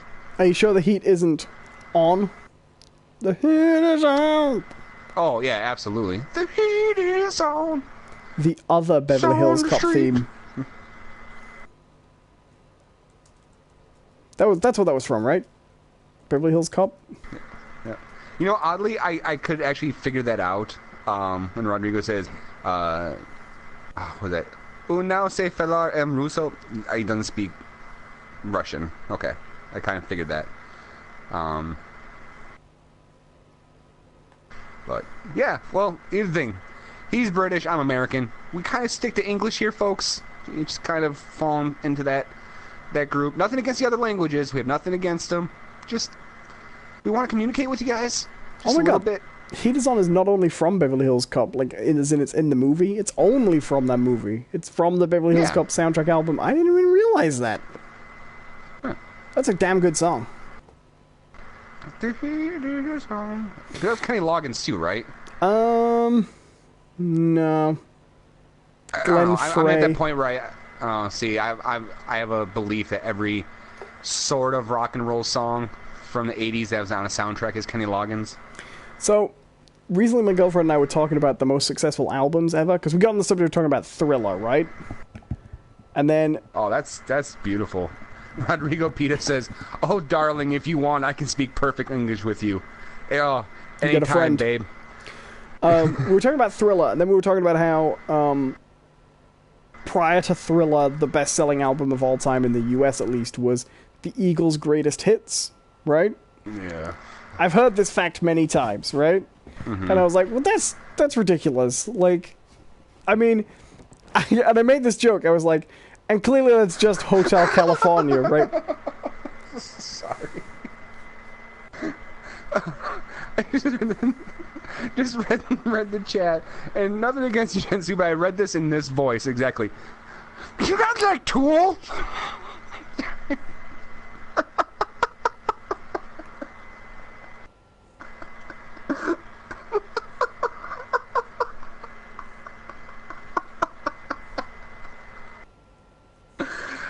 Tool's fine, man. They're all right. Sorry, go on, Owen.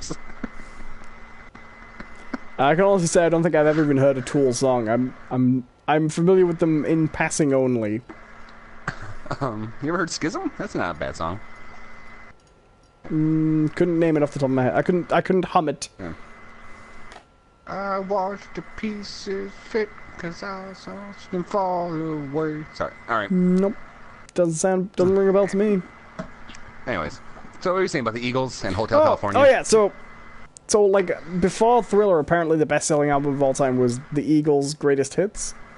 And I was talking about this, and I made this joke. I was like, and like that's pretty much nothing but Hotel California, right? Because that's the only Eagles song anybody knows. Like, how many people are going buying that album and being like, wait, there are other songs? And then we got into talking about like. Do you remember any other Eagles songs other than Hotel California? I was like, all right, because I'm not a big Eagles fan, right? Take It Easy. I was like, okay, I'll go look up the Eagles' Greatest Hits and the best-selling album of all time prior to Thriller.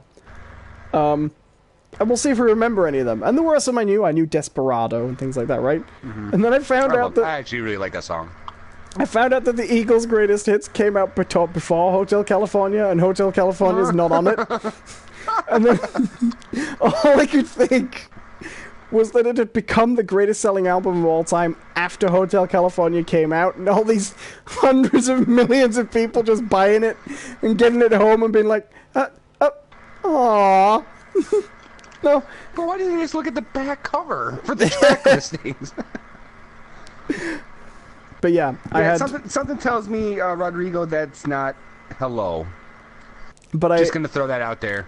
I think it's really funny. Call me suspicious. I think it's really, really funny that you know when a DVD box set comes out for a series where you know a new movie's coming out later in the year, and you're like, well, I can't buy that because then it'll immediately be incomplete.